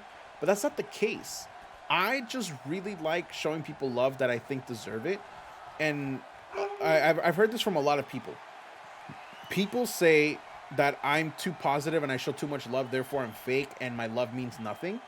But realistically, I really think I just feel like I have a lot of love to give, and it's never enough. And that's just my own personal thing. And it's why holy crap. All right, hold on. Let me catch up on this. I'll continue that thought here in a second, because the Morning Stars just got the first elimination there. Holy jeez. And it looks like Xavier Woods is going to pay it back. But no, Morning Stars versus Papas. Kofi Kingston. The first elimination we got by Mr. Perfect. Well done.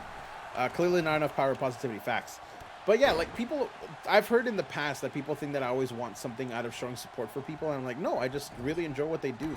And here on Twitch, it's the same thing. Like, I know people are apprehensive of just, you know, letting me talk them up and stuff, because they're like, oh, you just want somebody to, you know, you think that somebody wants something from you. I'm like, no, like, I just genuinely enjoy your content. Like, I watch a lot of streamers. I put up a lot of stuff. What's up, The Fixa? Welcome in. By the way, speaking of which, if you haven't checked out The Fixa, guys, make sure to go check out his channel. He is also a wonderful EFED creator, EFED content person, and he runs the FWE. Let me see. There it is. There it is. Go check out The Fixa, guys. Seriously. He's another wonderful content creator. And, you know, I don't expect or want anything from people that I show love to. If they reciprocate, cool. I appreciate it. But I don't go on streams to promote myself. I'm there to enjoy the content as a viewer. And if they shout me out, holy shit. All right, cool. Thanks. I appreciate it. But I don't expect it when I go to channels. Like, I'm here as a viewer to enjoy your content. And that's what I'm here for. And that's how it should be. I'm personal. That's how I think it should be. But I don't expect stuff out of people. Like I said, I just feel like I have too much love to give. Or not too much. I feel like I don't have enough love to give, because I'm going to show love to everybody that I think is doing a right thing, something that I enjoy. And that's just how I am. Like, that's how I've always been. And it's gotten me in trouble before. I'm not going to lie. Some people just don't like it because they see me as a fake, but I just enjoy things, and I want to see everybody succeed, and that's just how I am. But anyways. Now I'm mad. That's how it be. That's how it be. And it's cool. Oh, I almost knocked over stuff on my desk. Yikes. All right, let's see. What have I missed? I saw the Morning Stars get a point. It's hard to find people like that deaf in the streaming world. And yeah, I mean, that's how it is. And in the past 6 months, I've learned that. And I've made some mistakes because I've said some stuff in people's streams that I didn't see myself promoting, but I was talked to about it. I was like, oh shit, you're right. I'm sorry. I didn't see it that way because I was just talking. And then, because I get very excited about sharing stuff with people, but they're like, hey, that's self-promotion. We don't do that here. It's like, oh shit, I'm sorry. I didn't even see it that way. And it was bad etiquette, but I learned and I haven't done it since because, again, that's just not who I am. Did Xavier just bust open Mr. Perfect by squeezing his head between his thighs? Maybe, but he also did the elbow. Yeah, he also did an elbow. Kenny C0453, thank you so much for that follow. I appreciate you. If you're wondering what we're doing here, this is the WSSL. It is a spin-off series to our regular show. That's the rule set right there that I just dropped for you in the chat. If you're interested in our full eFed show, that intro right there will tell you everything that we are about. It is only a short 60-second video if you want to watch that really quick. And if that interests you, check out our Discord here. Love to have you. Love to get to know you. If you want a character in the show, that is how you do it. Thank you so much for being here. I appreciate you. Now, the Papas, let's get back into the action here. The Papas want to get back into this because they already have one loss. Even though they are semi-technically a new team coming into the league, they definitely want to try and bring this back because they started the league with one loss on the record because it was a transfer of team managers. So, already having lost Kofi Kingston here, they want to bring this back into the show. They want to bring this back into the league. And they want to try and get a victory here because then otherwise they started with an 0-2 deficit, which is very hard to come back from. But we did see it happen last season where the winning team actually started, I think, 0-2 or 0-3. And they ended up winning the whole league after a bit of a change-up in the team, especially getting AJ Styles as their team captain. That was massive for that team last season. But hey, new season, new teams, new stories to tell. It should be a very, very fun thing. In the meantime, Mr. Perfect trying to continue the assault on the outside. Now, the last match we just had, match number 9 out of 10, we saw the Aztecas employ this strategy here with Eddie Guerrero and Randy Orton fighting on the outside. But now, Xavier Woods and Mr. Perfect are trying to do the same thing. It didn't really pay off for the team that was behind then. We're going to see if it pays off here now for the Papas as Xavier Woods rolls Mr. Perfect back inside the ring with 12 minutes on the clock. A whole lot of time still left here to work. And I mean, even earlier, we saw a tie happen to where we went into overtime. Oh, Samoa Joe being tagged in here. Beautiful tag team maneuvers from both of these men here, showing that they are gelling well with the new team management. As now Xavier Woods finally goes to the outside, Samoa Joe picks up Mr. Perfect. Mr. Perfect wearing the crimson mask. Now trying to bring this back. Now he did get the first elimination. Is he going to be able to do the same to Samoa Joe? As the suplex happens. And oh, this doesn't look good. Samoa Joe in a lot of trouble with only 11.5 minutes left on the clock. Mr. Perfect setting up for another perfect plex. Not hooking the leg that time. Instead going for a traditional pinfall attempt here. As nobody from the Papas comes in. But it doesn't matter because Samoa Joe is able to kick out. 11 minutes on the clock here as Mr. Perfect gets attacked to Dean Ambrose. Now, we saw Dean Ambrose start this matchup, and I believe, if I'm not mistaken, he is the team captain for the Morning Stars. Yes, he is. Eliminating the team captain has got to be a huge morale blow to the teams, especially seeing your leader gone. At that point, somebody else needs to adapt. Thank you. Running Tree, thank you so much for those 800 bits. I really do appreciate it. Thank you so much. You took me off my groove, but hey, welcome in. Welcome in. Is it because you're not top leaderboard? Yeah, that's exactly why. Running Tree, I appreciate you. Thank you so much for those 800 bits. Oh, but the Muscle Buster here to Dean Ambrose. Has Samoa Joe eliminated the team captain? Yo, Samoa Joe did it. We are now at a tie game as Samoa Joe is able to eliminate Dean Ambrose. And now we're at a 1-1 game, y'all. 10 minutes to go. We are even. We're down to 3 versus 3.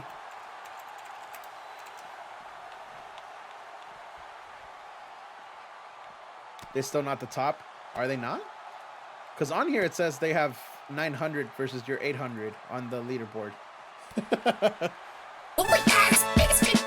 Thank you.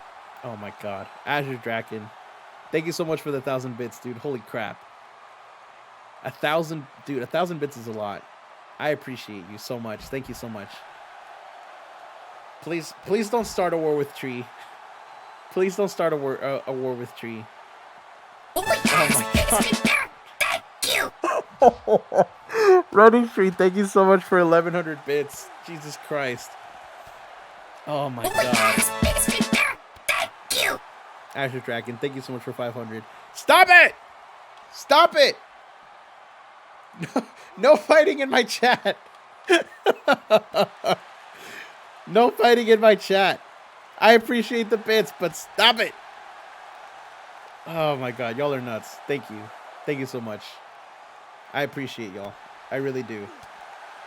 And in the meantime, we just have men in tights fighting in the background trying to win a score for their teams. Tree, what the fuck, dude? Holy shit. 5,000 bits?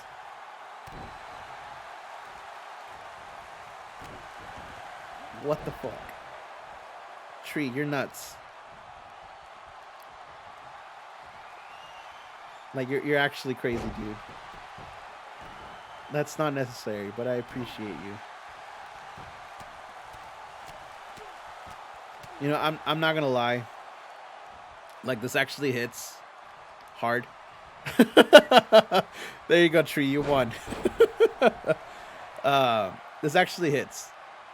Because I was actually having a pretty bad day today, and I've tried to hide it and everything, but like the gifted subs and the bits, like they really help, you know, with everything. So I really appreciate it, guys. I really do. Thank you so much. Like I'm trying not to get emotional here, but thank you. Thank you so much. Where's the diamond cutter? It's somewhere. It's hidden somewhere. It's hidden somewhere.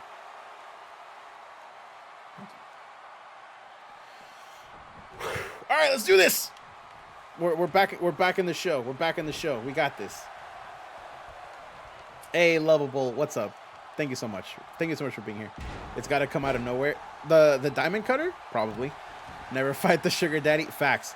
Azure, Running Tree actually has a role specifically made for them in our Discord called Sugar Daddy. So, yeah, I'll let that sit there.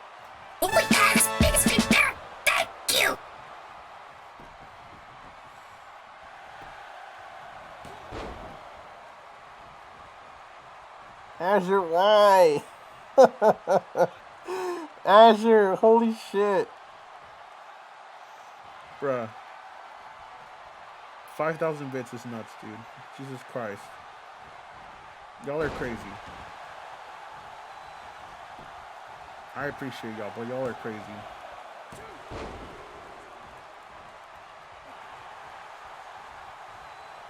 What's weird is that this is gonna go on YouTube. Oh my god. Y'all are crazy. Fuck. Azure, don't get in trouble with Lovable either. Please don't. Please don't. That's all I'm gonna say. Please don't get in trouble with Lovable either.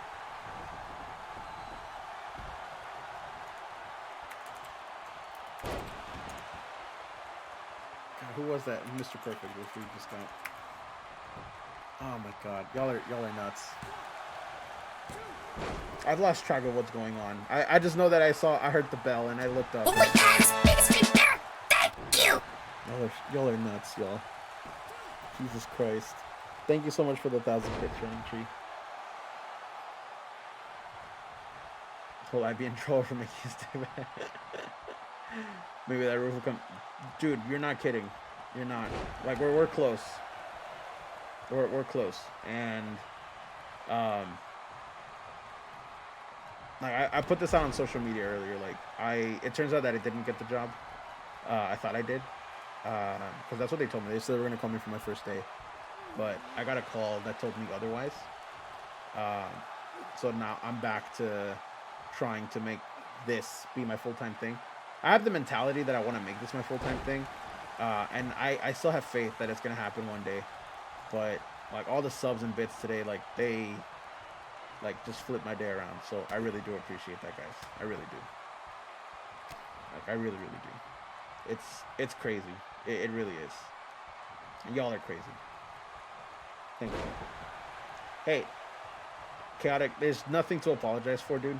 There's really nothing to apologize for. A mantra that I've accepted from another streamer that I watch. He applied for partner, and he got denied the first time. And instead of beating himself up, and instead of... Oh my God, thank you!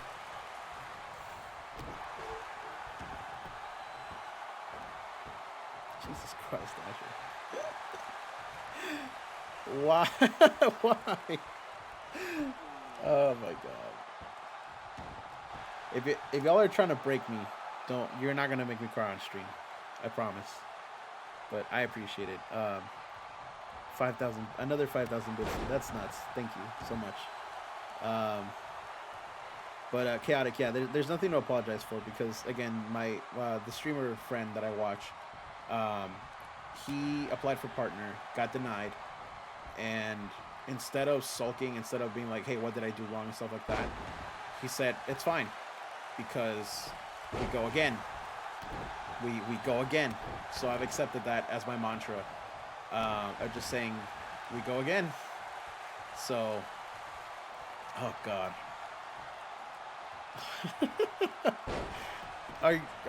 My wife is walking up because she hears me. She heard me say all that stuff. So yeah, that's I just came over to kiss you. That's what I said. Like, it didn't happen this time, but that's okay because screw it, we go again, and that's how it be. So it's all good. 7 times down, 8 times up. Exactly. So sits back and hides from the challenge. I'm in the same boat. I was made redundant last June. Was about to start my new job last week, but it got canceled thanks to COVID. Life goes on. Hey, we go again. That literally, we go again. Sonic says hi. So yeah, dude, we go again. That's how it is, and that's why I didn't beat myself up earlier. Are you a Christian? No, I'm not. But I don't really talk religion with people because everybody has their beliefs, and that's cool. But personally, no, I am not a Christian. I'm Episcopalian.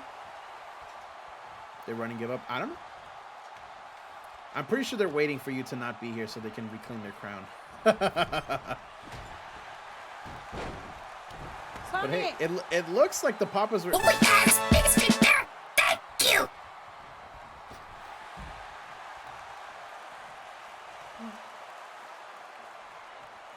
Running tree, why, dude? Jesus Christ. 10,000 bits. 10,000 bits. Sonic, are you okay?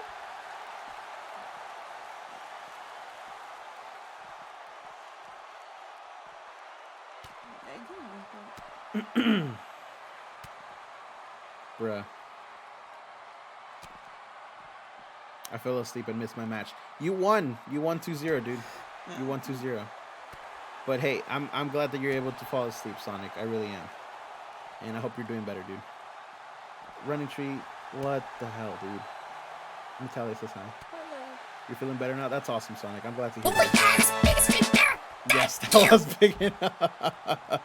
Azure, holy crap. Y'all are nuts, dude. 1,500 bits. Thank you so much, y'all. Like, truly. Thank you. Like, I lost track of what's happening in the match, and I'm still, like, trying to, like, keep up with everything that's going on and stuff, but... Okay, I'm gonna go shower because it's stink.